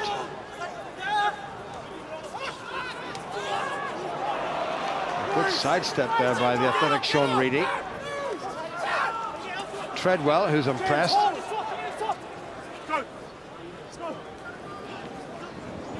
Darren Cave is on too. No. Little chip by Marshall, that's not a bad kick. Gathered in by Ulster on the far side, good work. Rodney Ayew. Pathetic sidestep from the prop forward, and he's managed to lose it. Here come Connacht. Fox Matamau. Adi Loken given no room by Jacob Stockdale, though he did wriggle away. Marmion, Carty. Release tackler! Good work on the charge there by the Connacht forwards. There's a bit of an overlap here if they can shift this. This is good stuff from the visitors. Ulster are going to have to be quick. There's a missed tackle in the middle of all of that. Connacht pretty close to the Ulster line. It's going to be a try right through.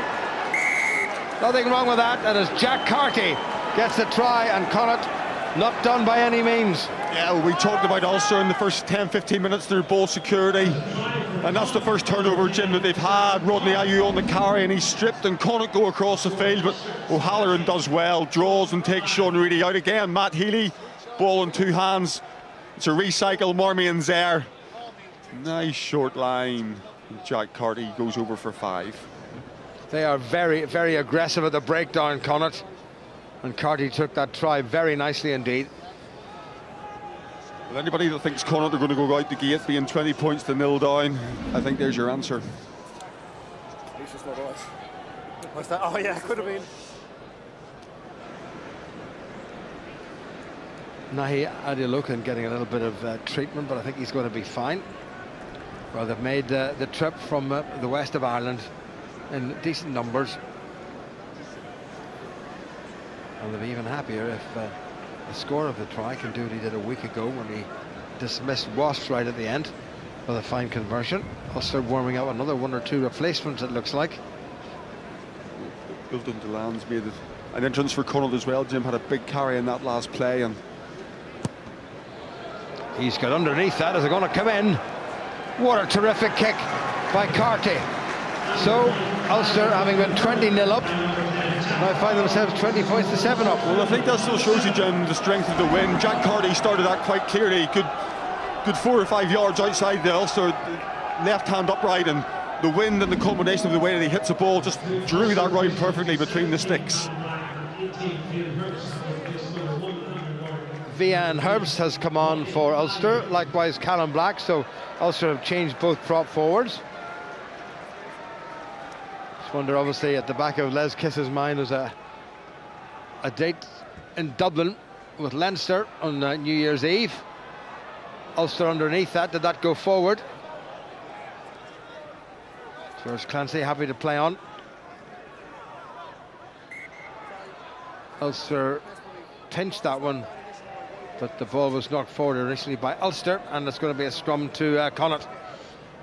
So replacements coming on thick and fast. Ulton Deland slipped on without anybody knowing. Yeah, well, Deland came on, had a big carry, Jim, in that last play, but again we see Louis Ludick just knocking on here. Connacht, I think we're looking for a little bit more than a knock on from the referee there. There was a questioning look from Messrs Muldoon and Marmion. Well, I wonder, is Roddy, how you got a bang in the head? Ulster's Senior Medical Officer Dr. Michael Webb is having a look at him. Have to mention another Ulster doctor and former great Ulster skipper David Irwin, who had a knee replacement just last weekend, and no doubt he'll be up and around and being as old abrasive self as soon as possible. Bah humbug. He'd be twice as fast as he was chasing referees. Decent looking Ulster scrum as John Muldoon gets it away well. Marmion, Carty, got all Connacht's points so far. This is Gaffney. Looks like a nice balanced runner with ball in hand. Darren Cave had to put the tackle in. Connacht, well, playing the way they like to play. Good driving stuff. Delan it was, took it forward. Ulster looking to effect a turnover, and they have done, I think. That's a bit scruffy. Back goes Marshall. Good switch by Paul Marshall. Crowd rising as Piatow gets the ball. But they got no change out of the Connacht defence there. Now Henderson. Paul Marshall. Fian Herbst with Chris Henry. One white jersey helped by one muddy jersey. Well away by Marshall. Jackson. How do we look? Very nearly through. Read it well. Marshall. Henderson decides not to give it to Callum Black. It's well set up. Narrow side by Marshall. Piatow. Parata just left him alone and got back to defend. Fian Herbst.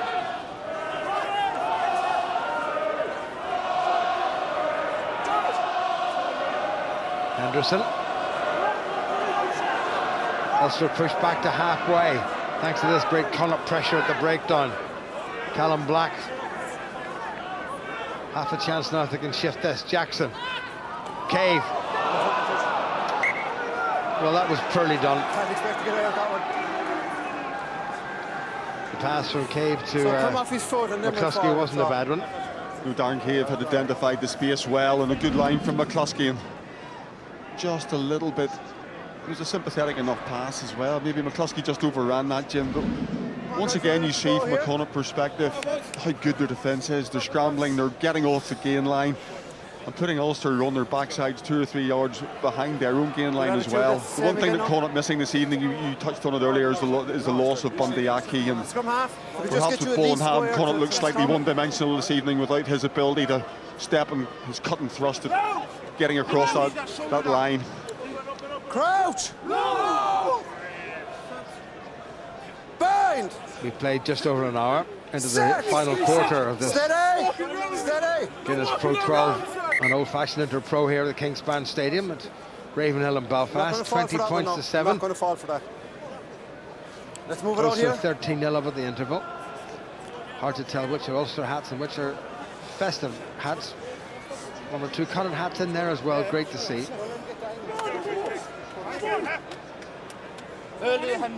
Magnificent occasion at the end of last season when Connacht won the title for the very first time in their history. Bind! Set!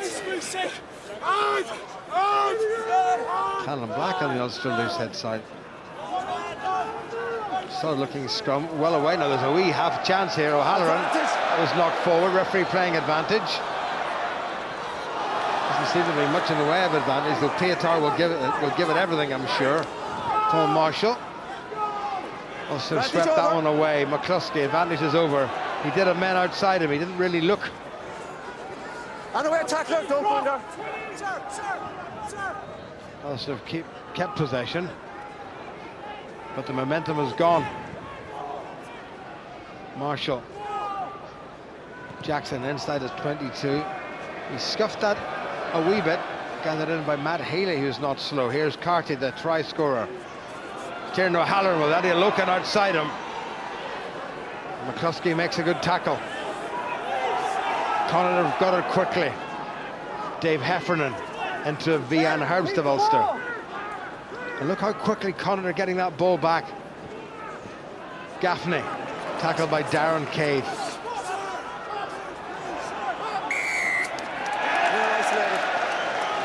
holding on in the tackle against Kieran Gaffney. Darren Kay wins Ulster a crucial penalty because Connacht were looking quite good there. Yeah, they were. Darren Cave read that well, didn't he? Shooting up and out and in from the 13 position. So brings his man back inside and puts him to the ground, and there's Sean Reedy and Clive Ross straight over the ball.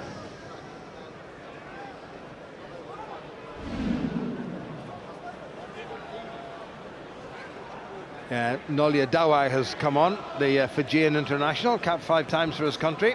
Man who scored the crucial try last week when Connacht pipped Was in the very end of the game. Well, again, we touched on it in the first half in terms of Connacht's injury list, and having 6 forwards on the bench, potentially from their point of view, that's going to give them a large impetus. We've already seen what JP Cooney and Delan have brought to the fair. With another South Sea Islander in terms of ball carrier, Jim, they're very abrasive with ball in hand, and he'll be looking to make a big impact. Well, Rory Best still on, he's played over an hour now. Well, that was a bad line out for Ulster to lose. Head swathed in bandages, looked like Sean O'Brien's made a bit of ground for Connacht. Marmion switches.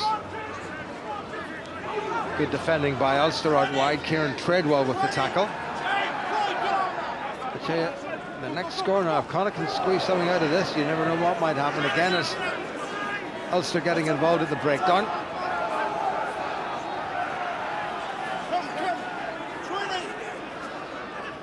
Good switch by Connacht and by Carty. Bit of obstruction there, the crowd thought. That's gone loose. Hacked on by Jackson. Here comes McCluskey. Well back by Tiernan O'Halloran. McCluskey nails him. And O'Halloran is hanging on quite legally. Good aggressive stuff, an intercept there by Jacob Stockdale. Ulster 10 metres away, and Ulster try now here could seal this victory. Rory Best on the charge.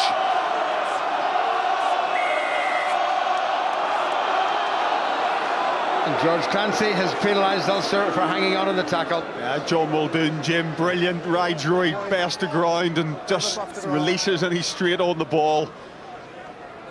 Classic back row play by John Muldoon. He's been doing that for years, but again, completely legal. George Clancy, right place, right time, gives Connacht the penalty. Well, Jack Carty doesn't make a lot of ground, but he finds his touch. So Caelan Blade has come on, and Kieran Marmion goes off.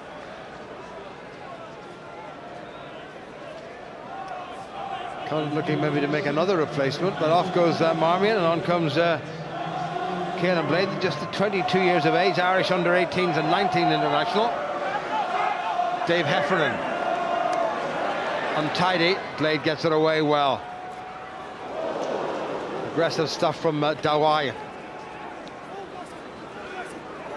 Connacht forwards really know how to drive with ball in hand, and their ability to release it quickly is terrific. Blade looking for a wee gap. Closed by Marshall. Well taken by Buckley.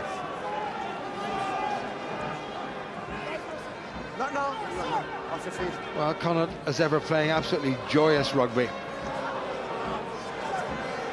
Good work in there by Ulster's captain Rory Best, but Connacht have winkled it back yet again. Knocked forward. That was very unfortunate. Rory Perata just looked up to see what was available. He did, and if he looked up, Jim, it was Messrs Treadwell and Henderson, the 2 Ulster second rows, and a clean take and transfer there, and potentially Connacht had a 3-man overlap, but once or twice Connacht have just tried to play the ball inside their 22. They've made the unforced error on this occasion, and it could come back to haunt them because it just releases the pressure. You made a good point. Connacht are starting to play a little bit more rugby. Ulster's line speed has dropped off, maybe slipping off tackles that maybe in the first 50-60 minutes they were getting on top of and completing, but Ulster unable to Connacht, unable to get their way out of their own 22. Dave Heffernan leaves the field, having had a pretty good game. Tom McCartney has come on. Ulster have made a change at hooker as well, and one presumes in captaincy, because off goes Rory Best, and on comes Rob Herring, who's captain Ulster on no fewer than 22 occasions. Still plenty of miles on that clock of his, Rory Best, I'm pretty sure. And Franco van der Merwe threatening to come on. You think, or you'd fancy, Jim, that'll be Rory's one outing over Christmas? I think it'll be unlikely to see him start in Dublin, such as the player management scheme that's now invoked by Joe Schmidt on the Irish side. Anybody that's in that squad basically will have had limited time on the pitch in the 2 games. They'll play one, but unlikely to see action in both. John Muldoon has left the field for Connacht, or is about to leave the field for Connacht, and Owen McKeown comes on.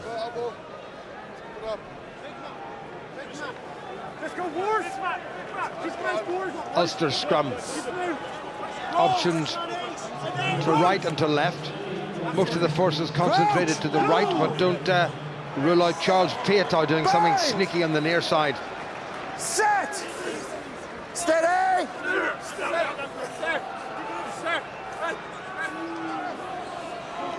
Bob Herring wins his first scrum.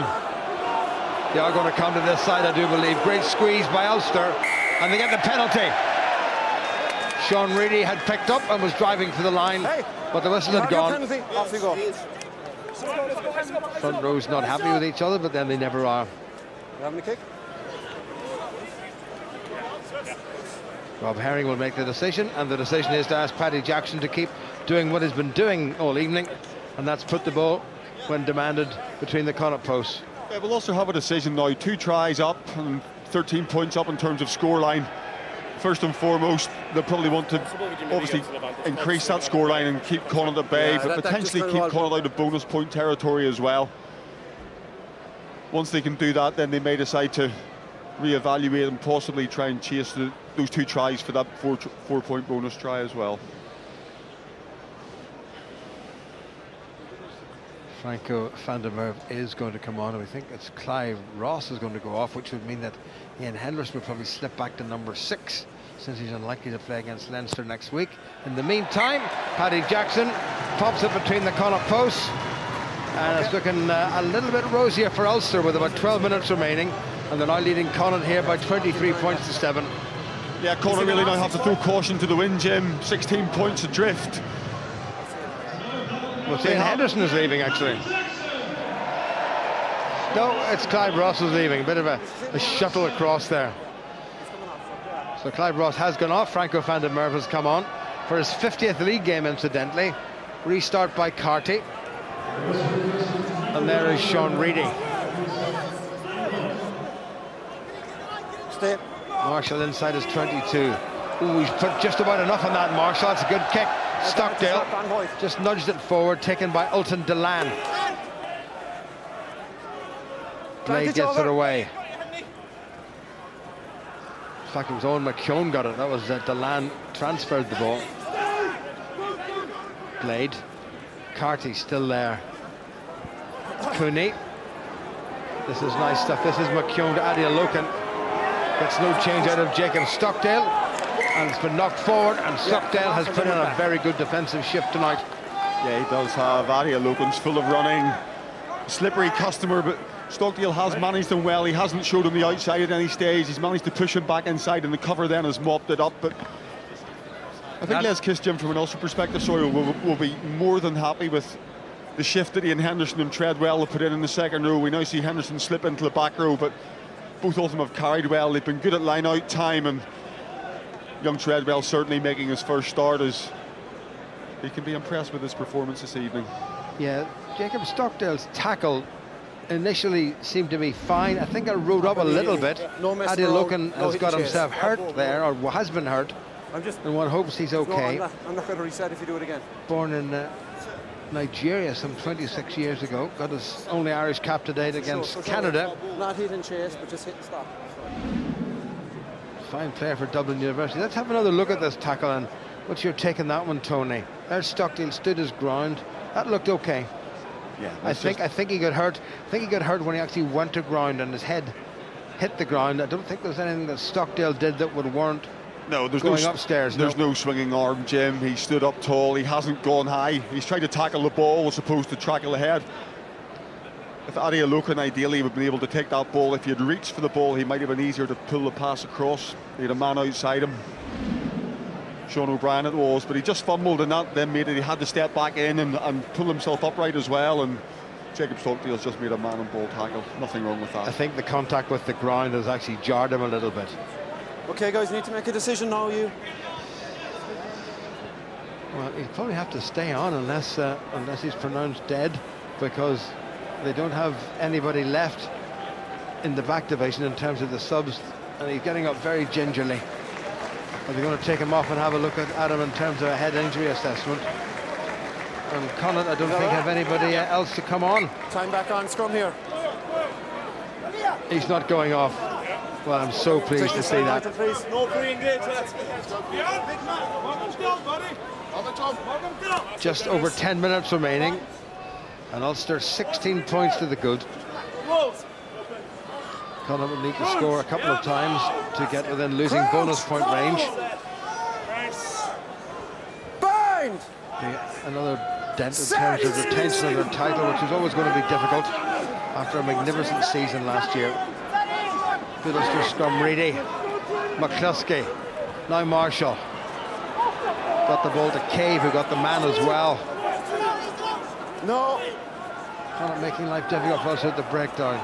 Franco van der Merwe, fresh. Likewise Callum Black, but look how Connacht are up so quickly. He's not in the way. Alia Dawai was in there. Kieran Treadwell. Marshall. Jackson. Runs into JP Cooney and doesn't come out the worse. Marshall with the switch. Connacht hand nearly blocked him. This is Vian Herbst. Lou Lulick in the outside half position. Chris Henry. Missed so much of last season. Ooh, that worked out not too badly. Piatau's there. All aggression and muscle and bustle. Quick ball. Good driving forward by Henderson. Callum Black in attendance. Marshall, Piatau. Sean Reedy was outside him. Connacht hand in the way. Marshall, Black, Jackson. Hang on. Time off. I think the touch judge on the far side, who's Dudley Phillips, has caused his attention to something. Sorry. Number 20, neck roll. Sean Reedy penalised for an illegal tackle, what's called a neck roll. Pity for Ulster there, because they're just building up a bit of a head of steam on this cold night. But yeah, they did have some momentum, maybe looking a little bit predictable with those one-out runners. But once they can get to the outside of that Connacht defence, Piatau is lurking, and again he gets across the gain line, Jim, every time he carries the ball. So hard to nail and put to the ground.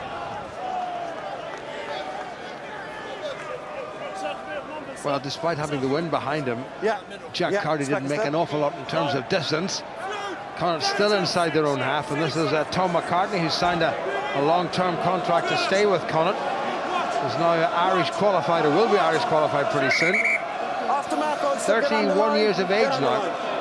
A lot of pretty good hookers in front of him, including the one that just left the field for Ulster. That didn't look altogether straight. Not straight.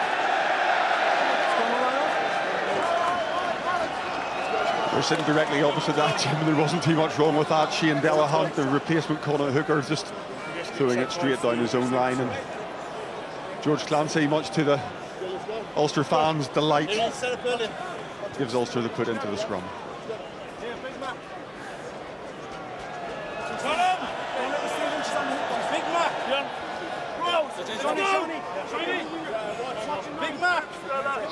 Ulster bringing on, looking to bring on another replacement, and it's Tommy Bowe will be on in a second or two for the last few minutes. I can just see you folding down there, so let's get it closer.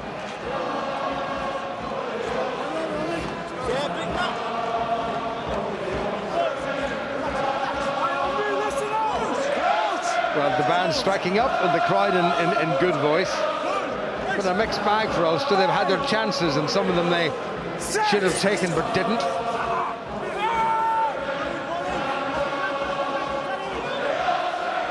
Reedy controlling well. Marshall, little dart on the narrow side. Chivern chased by the little fella. This could be interesting. Oh, he's done well. Marshall very nearly tried to flip it back between his legs. Well, that's summed up Paul Marshall perfectly. He's class at that, isn't he? But what Ulster did well, Jim, they brought Louis Ludick in off the wing. Number 12. Subsequently then Marshall has that 15-20 metres to explore. He gets off the base of the scrum well. Good chip kick and just unlucky with the bounce of the ball, but that's classic Marshall. Just something from the unexpected. Tommy Bowe, wearing number 23, has come on. Ulster's first try scorer, Stuart McCloskey, is leaving the field.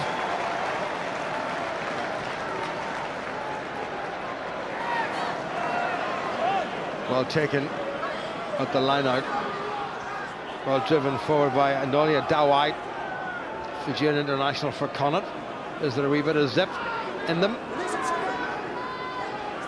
Chris Henry told to release the ball. Well, the ball carrier, Blade gets it away. Carty, Tiernan O'Halloran trying to get outside Treadwell. That's come off an Ulster hand. Nothing wrong with that. Thought Callum Black had secured it for the men in white, but not so. Well, Connacht will keep running right to the end. O'Halloran again from fullback. Great wrap-up tackle by Paddy Jackson. Blade to Carty, Delan, JP Cooney. O'Brien, Adeoloken, who has been given not a sniff of a bit of room. Carty. Here they come again. Well, full marks to these fellows for giving it everything. Adeoloken. Tackled by Darren Cave. Just over 5 minutes remaining. Buckley. Tackled well by Franco van der Merwe for Ulster. Matt Healy. Hacked through by Chris Henry. That's knocked forward. Louis Ludick. Oh, it's bounced beautifully for him and he loses it. Well, maybe sums up a lot of Ulster's evening. Chances there, chances not taken. Cold hands, a wee error or two, and they just couldn't quite make it. That's all been born, Jim, off the back of the Ulster defensive effort. They've been happy just to give a little bit of a soft shoulder, let Connacht run their screen moves and move the ball from side to side. They've tried to use the width of the pitch, but Ulster then are happy just to flood the outside man with the ball. Louis Ludick in this occasion, that was there for him, wasn't it? Just wouldn't come down out of the air. And this, in fact, is Tom McCartney, because I thought actually the man in the middle of the front row, Shane Delahunt, was McCartney. And McCartney, such is the situation in Connacht with front row injuries, that McCartney's had to come on and play at a loose head prop. He's played there before, but certainly not at this level.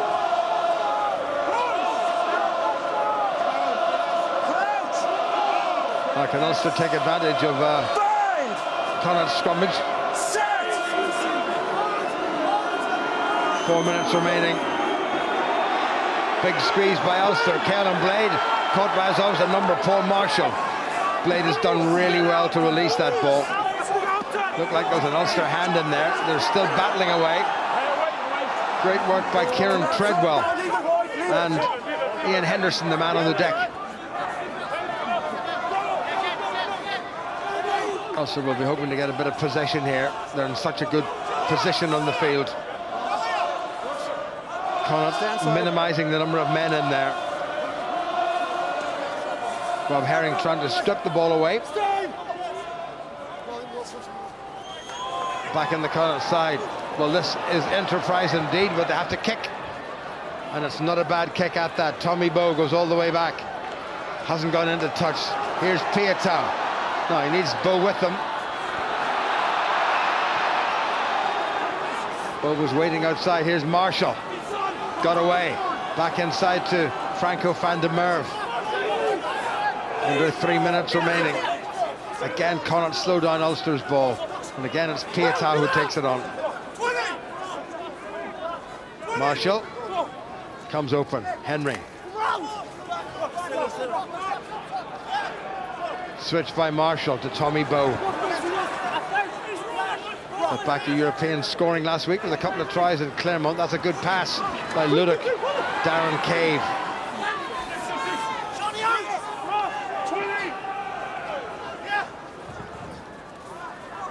Vian Hurst. Tackled by McCartney.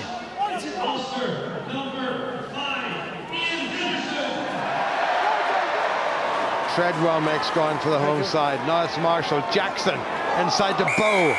Obstruction there by Ulster. Penalty. Just a bit unfortunate. Ulster being just a bit too over-enthusiastic in the middle of the park. Here come Connacht.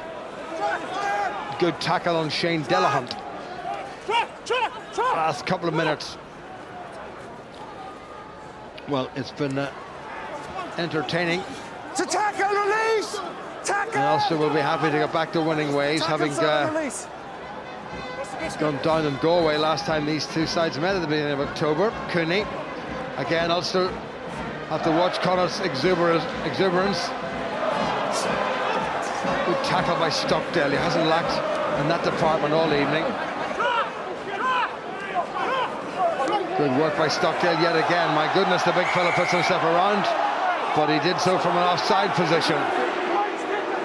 Taken quickly by Delahunt. Blade. Rory Perata. Into the final minute of this game. Release or not, 16, good. Bit of a fumble. That could go anywhere. Carty. Matt Healy. Tackled by Rob Herring. Carty again. Ulton Delan. Tiernan O'Halloran. Connacht of men wide. Ulster's tackling is good yet again. Into the Ulster half. 30 seconds to go. And away tackle. Well presented for Blade. That's a loopy one. Adialokan.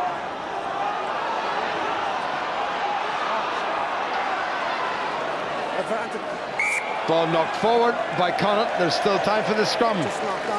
But I'm pretty sure Tony Ulster will just pop it into touch, or will they be hyper ambitious from here? No, I think they'll stick it in touch, Jim, and look forward to Leinster on New Year's Eve. But Ulster have done well this evening. This was a real potential banana skin against the current champions. Yes, Connacht are shorn of 21 of their best players, or 21 of their squad players. They've taken a few injuries this evening, but Ulster will be happy coming off the back of that average performance against Clermont last week, bar 20 minutes in the second half. They were clearly second best, but we've seen some enterprise tonight. 2 second well, the 2 second rows I've been impressed with. I think this is Chris Henry's best game since he's come back from a long layoff, and he brings so much to this Ulster team. And Pienaar and Jackson speak for themselves, and Stuart McCluskey, for me, he's been head and shoulders above anything else. He's been the main fulcrum of the Ulster attack. He's been sound defensively, and Ulster find themselves in good shape now going to Dublin. Well, that will be a horse of an entirely different colour next week in the RDS. That's a game you can hear with us live on BBC Radio Ulster.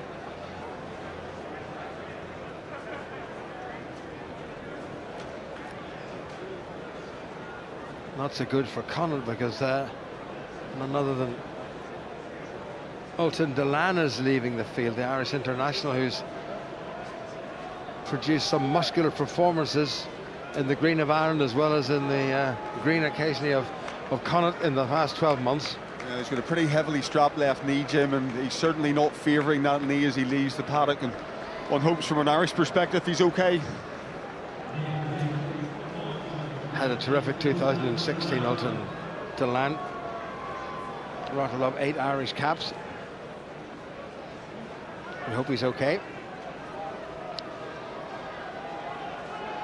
And then there's another young man who's had a very good 2016, Ian Henderson, following on from the World Cup. So a minute of what used to be called extra time in the old days has been played. Can't honestly see Ulster wanting to do anything other than put it away, and Paul Marshall does put it away, and Ulster have come through this 13-0 up at the interval. They conceded a try in the second half, but they added 10 more points themselves, and Ulster have won this game here at the Kingspan Stadium to end 2016 with a victory. Final score is Ulster 23 and Connacht 7. Well, we didn't see the flair of the Clermont match, but certainly that was a dogged, determined display by Ulster tonight, Stephen and Andy, and deserved winners, led by the man of the match there, Ian Henderson, this evening. Yeah, Ian Henderson played very, very well. You know, the forwards give the backs the platform. Big McCluskey in the midfield had a tremendous game, but I think Ian Henderson was calling the lineouts. Apart from a couple, you know, it's very windy out there. Their set piece was very, very good, and Ian Henderson was an absolute beast around the pitch tonight. He was, and it just epitomised that last play there. He tracked down the winger who showed a tremendous gas, and he was off the bench, and Big Hendy's played 80 minutes of rugby and still tracked him down. And for him to change positions tonight and go from the back row into the second row and vice versa shows his immense utility that what he brings to any team or anything. So for me, I thought he was a real solid performer tonight. With Paddy Jackson pulling the strings, Ulster up to 4th tonight in the Pro 12 table. That's great reading. I suppose, we went through that little blip, a couple of defeats, and we got off to such a good start with the 5 wins in a row, and every Ulster fan that you were speaking to were a little bit apprehensive of what the rest of the season was going to bring, but we've performed well over the last few weeks, give the crowd something to cheer about. It was a very professional performance tonight, and the fans will definitely be going home happy, as will I. And there are the Boxing Day fixtures. Scarlets play the Ospreys on the 27th, so for now Ulster 4th in the table, and things looking up as we approach the end of 2016. Absolutely, exactly what we wanted. We played 10 games, we've won 7 and only lost 3. That's not a bad return so far. As Stevie said there, there's a bit of a wobbly moment, and we thought, oh my goodness, the season's over, but we're far from it. There's a long way to go at this point. It's great to see so many Irish teams in that top 4 though, and Connacht aren't far behind it, so Irish rugby's in a fairly good place at the minute. Okay, let's hear from the man of the match, Ian Henderson. Ian, congratulations. A real night of graft for you out there. Yeah, it was hard. With the weather this morning up here, we knew it was going to be hard. But it was a bit slippy at times, windy, but look, that's what you've got to play in these conditions. December for the Kingspan here, so we knew what our job was, we knew we had to do. Went out, first half went well, I thought. Second half we maybe missed a few opportunities, but look, that's good, at least there's plenty of work-ons for guys to get at us with in training. Connacht don't really let up, do they, in an 80 minutes? No, that's it. Look, they went a few players down, a few injuries in a few different positions. And look, the players that came on did really well for them, and didn't open up towards the end, which, like I said, during that second half we would have preferred to take a few opportunities, but look, the boys did well, knuckled down, got the win. We're happy with it. How important is that win in your season? Look, every win's important in the season, especially those points you need to accumulate at this end of the season to make that March, April, May time that wee tiny bit easier, because when a few years passed we've made it more difficult for ourselves, so every point matters. Okay, congratulations. I'll ask David Callahan from Guinness to present your Man of the Match award. Ian, Guinness Man of the Match. Thank you very much. Thank you for that. He's an important figure certainly in the Ulster team, and they came out in the second half and did exactly what you wanted them to do and put another try on the scoreboard early, didn't they? Yeah, they took the restart and then they made their way up the pitch, a couple of phases. Ruan Pinar hits grass with his box kick, they make a mistake, Connacht make a mistake, Ulster were camped there for the next 5-6 minutes until they got that score, and that's exactly what Les Kiss and the coaching staff would have wanted. McCluskey bang straight up the middle. They're working hard. Look how quick this ball is. Ruan Pinar's there. And Clive Ross, that's a great finish. He had a bit of work to do. He had a couple of boys to get him over the line, but that's a great finish. It all came from the kick-off, that we build into this. Absolutely brilliant, as Stevie said there. And the boys all work well. It's good to see the team actually working well off the ball as well, and that's where that came from. The right amount of guys to win a ruck. I've seen this team play before, and we've overcommitted to one ruck, which left us short 2 rucks later or 1 ruck later. The balance is looking a lot better there, and the ball coming back at pace tonight was really crucial for us. Ulster saw so much of the ball tonight. Will they be disappointed perhaps they didn't put even more points on the board, and perhaps a bonus point opportunity slipped away this evening? Oh, maybe, but it was all about getting the 4 points tonight, getting into that 4th position in the table. Ian Henderson said they maybe let a couple of opportunities slip. However, they're going home tonight happy. I think Big Ian Henderson will enjoy a Christmas celebration tonight. I'm not sure if he'll play next week, but they'll go home very, very happy. Yeah, and obviously one of those opportunities, a great break by Charles Piatai. Yeah, I mean, Charles, this is where he's absolutely electric. I love to see him in broken play like this. He's so strong in a one-on-one situation. Hello, there's the step. Oh my goodness, he's just magic. And I know my son Bryn will be sitting at home tonight just sitting there wetting himself. He just loves to see this man with the ball in hand. He's just tremendous. He's world class. And to see it here at Kingspan Stadium's absolute genius. I know he lights up many young kids' lives when he plays rugby. And briefly, on the road next to Leinster, can Ulster do the Interpro double this Christmas? Oh, I hope so, but I think they might rest a few players. I think they might rest the likes of Paddy Jackson. Rory Best had a massive couple of weeks with the Claremont back-to-back, and now here tonight, 60 minutes under his belt. So I'm not sure what type of team Les Kiss will send down to Leinster next week. Hopefully they can take confidence out of tonight and go down there and get something out of the game. Okay, Stephen, Andy, thank you very much indeed. Thank you for your company. As I said, the next game is on the road for Ulster. It's another Interpro. They meet Leinster on New Year's Eve in Dublin. The game is live on BBC Radio Ulster.